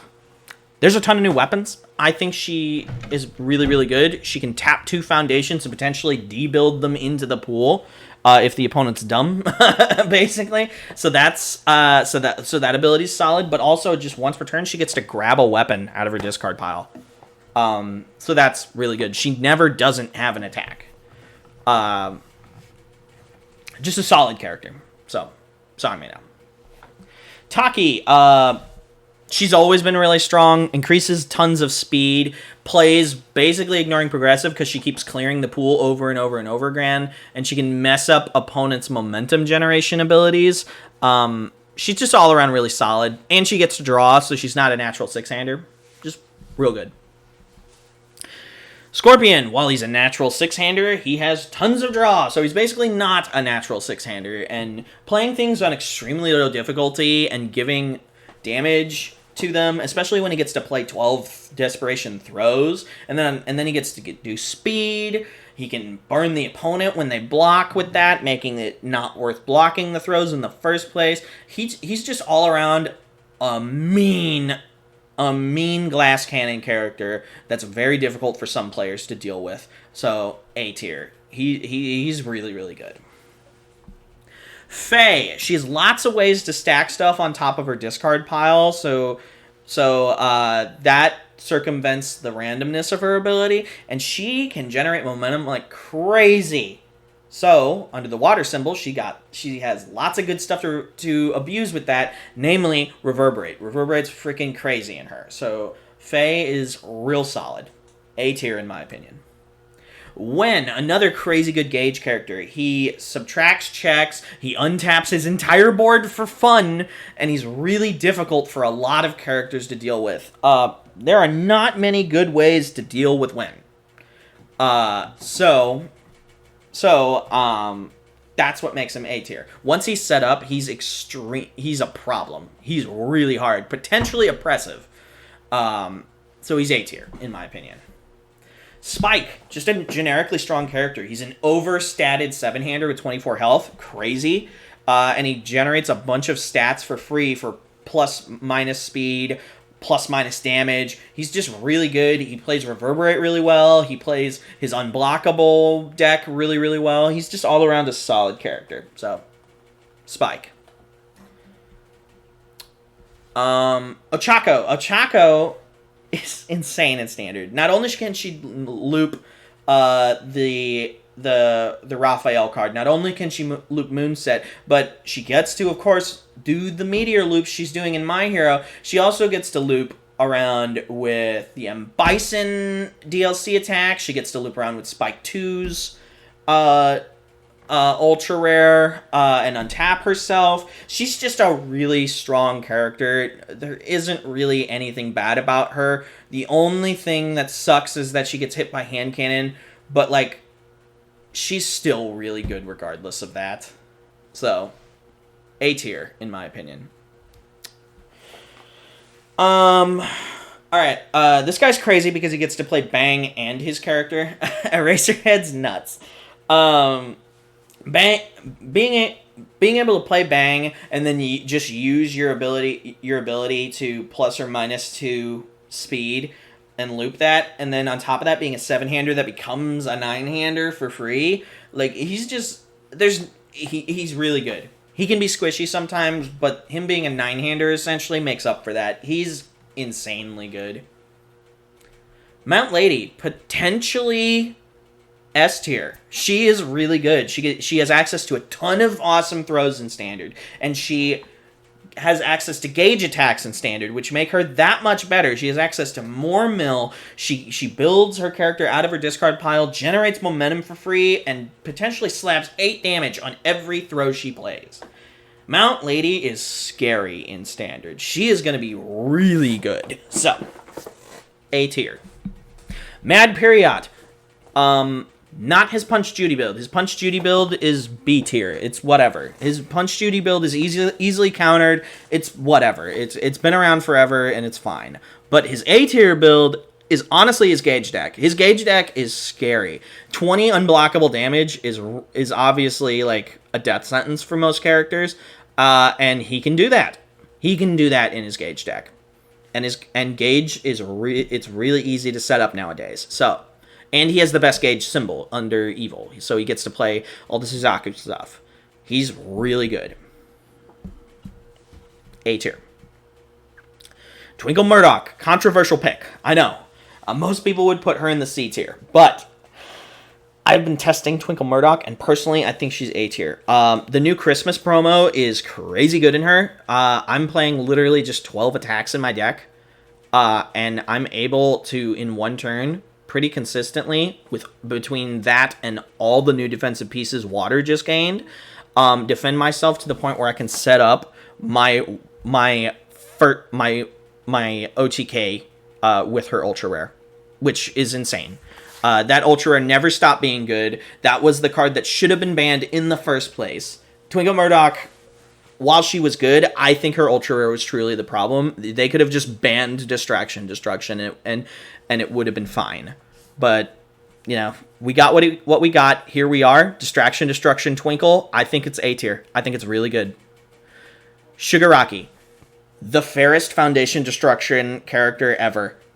And I mean that wholeheartedly. He's real good. His Foundation Destruction ability, I think is not too terrible. It's fine. His main issue is Shotgun, potentially S tier worthy.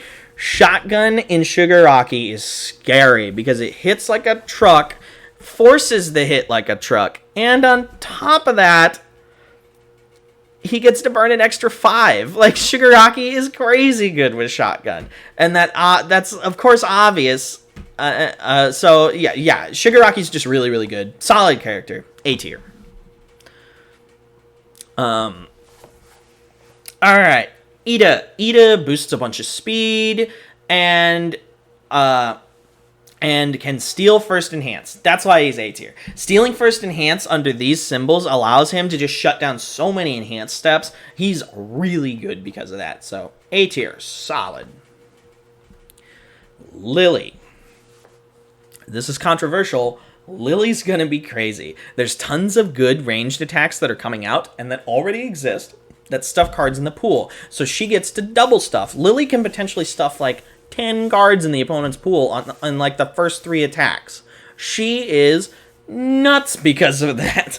She gets to play sticky balls like a champ. She gets to play her, of course, attack that basically ignores progressive like a champ, the throw. She's gonna be scary. She's gonna be really good. I truly believe she's A tier. She's really good. All Might, crazy good. He's basically an 8-hander with 30 life, and he boosts stats for free, and his Gauge build makes him even better. All Might is just a generically really, really strong character. So, there's that. All right. Let's talk about Jax, if I'm remembering his name correctly. I think his name is Jax. I thought his name was Jax.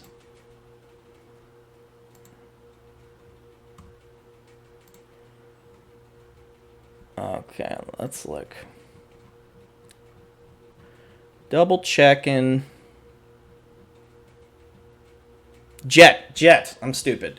Okay, so Jet gets to remove cards from the game. So his issue is that he potentially mills himself out, but he can do stuff like give like powerful 10 to cards, or he can like make cards have like breaker 5. He's just all around a really well-rounded, powerful character. He can just kind of mill himself out, which is his problem, but he's real good. So Jax A tier. Tail Dude, whatever his name is. Tail Dude is really, really good. He flips foundations. If I'm not mistaken, he increases damage. Let's look. Yeah, he flips foundations, increases damage, and Also can increase speed once per turn, by equal to the number of face downs, making an attack basically unblockable on him, potentially. He's just all around real solid. There's nothing wrong with him, and he's a really mean character. So, there's him. Vicious. Vicious has always been good. Vicious can play weapons like a champ, and with all these new weapons, he gets even better. He flips foundations, he draws cards, he increases damage. He's an overstated 6-hander. Vicious is really good. Maxi. Same as Cassie. Maxi plays the new weapon stuff like a monster. Of course, he still plays shotgun really well, just like Cassie. So if Cassie's in the A tier, Maxi has to be in the A tier. They're both really good. Takeda. He has access to lots of good combo attacks that he can like steal abilities from and stack. He's just all around a really solid, aggressive glass cannon character, and I think he's A tier. Maybe B tier, but I think he's A tier. He's real good. Sella, being able to reversal with reverberate automatically makes you an A tier character. I don't care. Or at least close to an A tier character. Kurama has some problems that do hold him back. But she does not. And she gets to stuff the pool under a symbol that's really good at stuffing.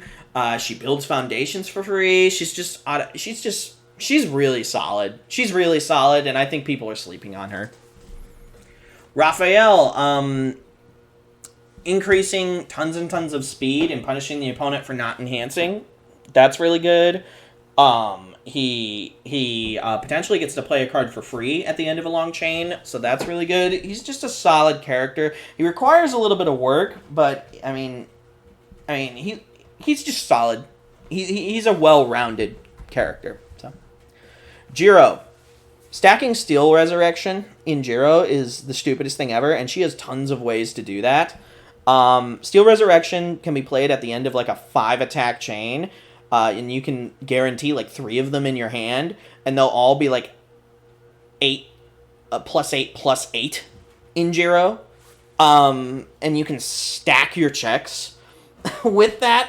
Like, that's just nuts. Jiro's crazy if you set her up correctly. She's just all around real solid. So, there's that. Kung Lao or whatever his name, Kung Jin, whatever his name is. Okay, let's just look it up so I know, so I say his name correctly. Kung Jin. He gets to draw 2 cards or generate 2 momentum for free once per game. That's insane. I've been saying this character should be banned forever because the only time he's ever good is when he creates some sort of S tier bullshit loop. Now, there's nothing in my opinion right now, at least that I can see, that he can do that with, so he's in the A tier, but that doesn't stop him from being really good. He's still really good. And he increases speed for free. Woo. He's really good. Should be banned. Yusuke, another really good Foundation Destruction character. Plays shotgun like a champ. Makes him good. Overstatted 7-hander, having 22 health. He's just real solid. So, there's that.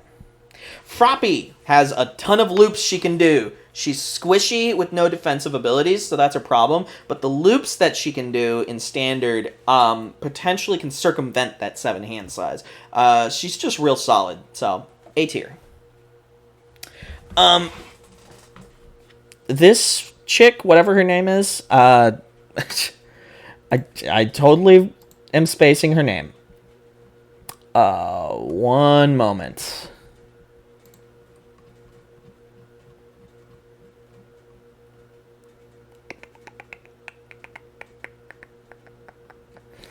Seviper. Okay. Seviper has access to a bunch of new stun attacks. And a bunch of new charge attacks. So she, and they're all really, really good. They allow her to generate momentum. She gets to filter a card and potentially know her first check. at the beginning of every turn. She's just all around a real solid character that just got a ton of new support that I think is going to push her over the edge. I think she's A tier. She's real good. Donovan, he blocks really well, draws a ton of cards, and boosts a bunch of stats. Nothing really wrong with him. He's a really solid character. Wow, my brain totally just spaced. What is Mask Dude's name? He's insane. I hated him for so long. And now I haven't faced him in so long, I totally forgot his name.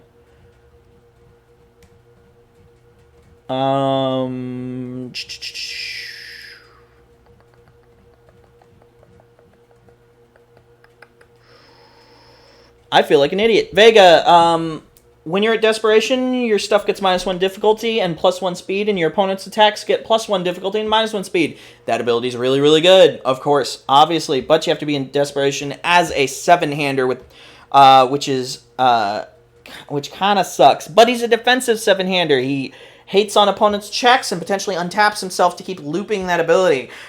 He's just all around real solid. He's a thinking man's deck, but I think he's real good, and I think he's still got a lot of potential. So, A tier. And Gwen, who I'm going to double-check his abilities real quick. Gwen is the last character in my personal A tier. Maybe his name wasn't Gwen. I thought it was something like that. Gren. That's what it was. Check a 4, name a card, your attack gets +X damage. X is equal to the number of copies of the named card in your staging area +1. He gets to play the 16 of from Asimov and Katarina, that foundation, so that can potentially be crazy. And then twice per turn, he can remove a card from the game to increase his check for each copy of a removed card in your staging area. He's just really cool with that Asimov Katarina card, and I think he's got a ton of potential with that stuff, and he can give that damage to throws. So, like, he's a monster, and he's a 6-hander with 30 life. So, like, he's just real good. So, I think Gren's in the A tier. You can maybe argue him to the B, but I think he's A. He's real good. And that is the last of the A tier. All those solid characters. So now we'll move on to the characters that I think should be on a watch list. My S tier. These 5 characters make up the potentially best characters in the post-MHA Set 1 format. They are crazy, alright? So let's start off with the bottom here. Ochako. So this is the only tier that's actually in order, alright? Because I think you can distinguish these. So Ochako's the only one that I think may not need to be up here. But she is crazy. Here's the reason why. You get to play Dragon Tongue with this chick. Blow up both players' boards. Use her ability then when it deals damage, because it's probably dealing damage. It's really difficult to block Dragon's Tongue after it blows up the board. Use her ability to add it back to your hand to play next turn, and then because the card never resolved because of the way her ability times, you get to build. That is crazy. So you essentially just, once you have one Dragon's Tongue, you get to play Dragon's Tongue, blow up the board, add it back to your hand, build your foundations for next turn, and then next turn your opponent builds, because they're going to have to in most situations. So your opponent builds, then your turn, play Dragon's Tongue, blow up the board, repeat the process until they die. Ochako is scary for that loop alone. I think that interaction puts her in the S tier. I could be totally wrong, but that interaction is scary as hell, and at the very least puts her in the A tier. So she's really good. So there's that. Zhanghua, 7-hander, 19 life, super defensive. She plays attacks every time anybody defends themselves, which is nuts. She gives stun. She stuns out the opponent's board. She is the queen of saying your turn doesn't exist. Your turn just straight up doesn't exist. She is really strong, and a bunch of the stuff that stopped her is gone or eroded. And she has a bunch of new counters to her biggest problem, which is throws. She is really scary, and she's in the S tier because mechanically she's crazy, since she never gives the opponent a turn. Kirishima, he's in the S tier because he is a 9-hander with 29 life that says 2 of those cards are guaranteed to be perfect blocks. Kirishima's broken in both formats. Kirishima is insane, and he just gets better because he gets a ton of extra cards that interact with how he wants to play the game in this format. Kirishima is nuts. So, S tier. Because he mechanically is literally just a 9-hander with 29 life, which is broken and I think destroys fundamentals of the game. Because that's extremely unbalanced. So, S tier. Momo. Momo is in the S tier because not because of her support or anything like that, or because of the extra weapons she gets. That stuff is fair and makes her A tier. That stuff's fine. It's because of Owl Shield.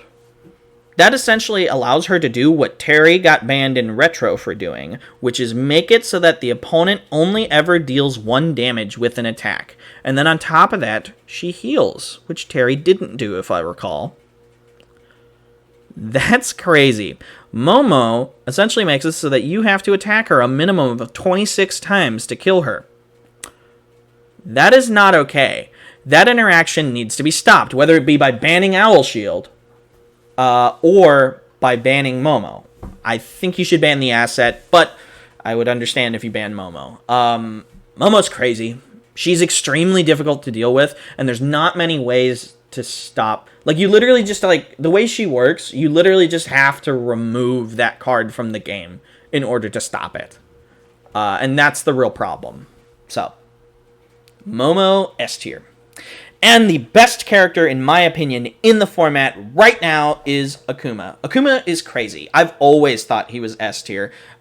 He's nuts. The thing that he mechanically breaks in the game is he just makes it so that blocks don't matter. Blocks literally don't matter, and he doesn't have a progressive difficulty. So if a block has succeeded or a block has failed, and Akuma's like, I want this card to stay in my pool, or I don't want you to be able to do the interaction or to reversal me or whatever. He can just say, flip the card, the block doesn't happen. The block did not exist. Right? Or minus the check so that you can shut it down. But the fact that he can make his own blocks not exist if he wants to make things not happen, is stupid. It's ridiculous. And then on top of that, he increases stats for free, gives stun 1 to everything, and then all of his cards ignore progressive difficulty because he flips his entire board, and he plays Toguro Brothers, the scariest action in the game, like a monster. Like, Akuma is uncontested the best character in the game, I think, right now. And the interactions he has are insanely broken, and I think mechanically destroy the ideas of what he actually wanted to do. If he was errated to make it so that his block isn't nullified when he flips it, I think he'd be a lot better. He still would be crazy, but I think he'd be a lot more fair, at least. At the very least. So, there's that. And, well, I know this was a long video, but I hope you all enjoyed. That is my tier list. If you have any comments or questions or whatever, just go ahead and comment below. Please rate, comment, and subscribe. And thanks for watching, guys. I hope you enjoyed it. Bye.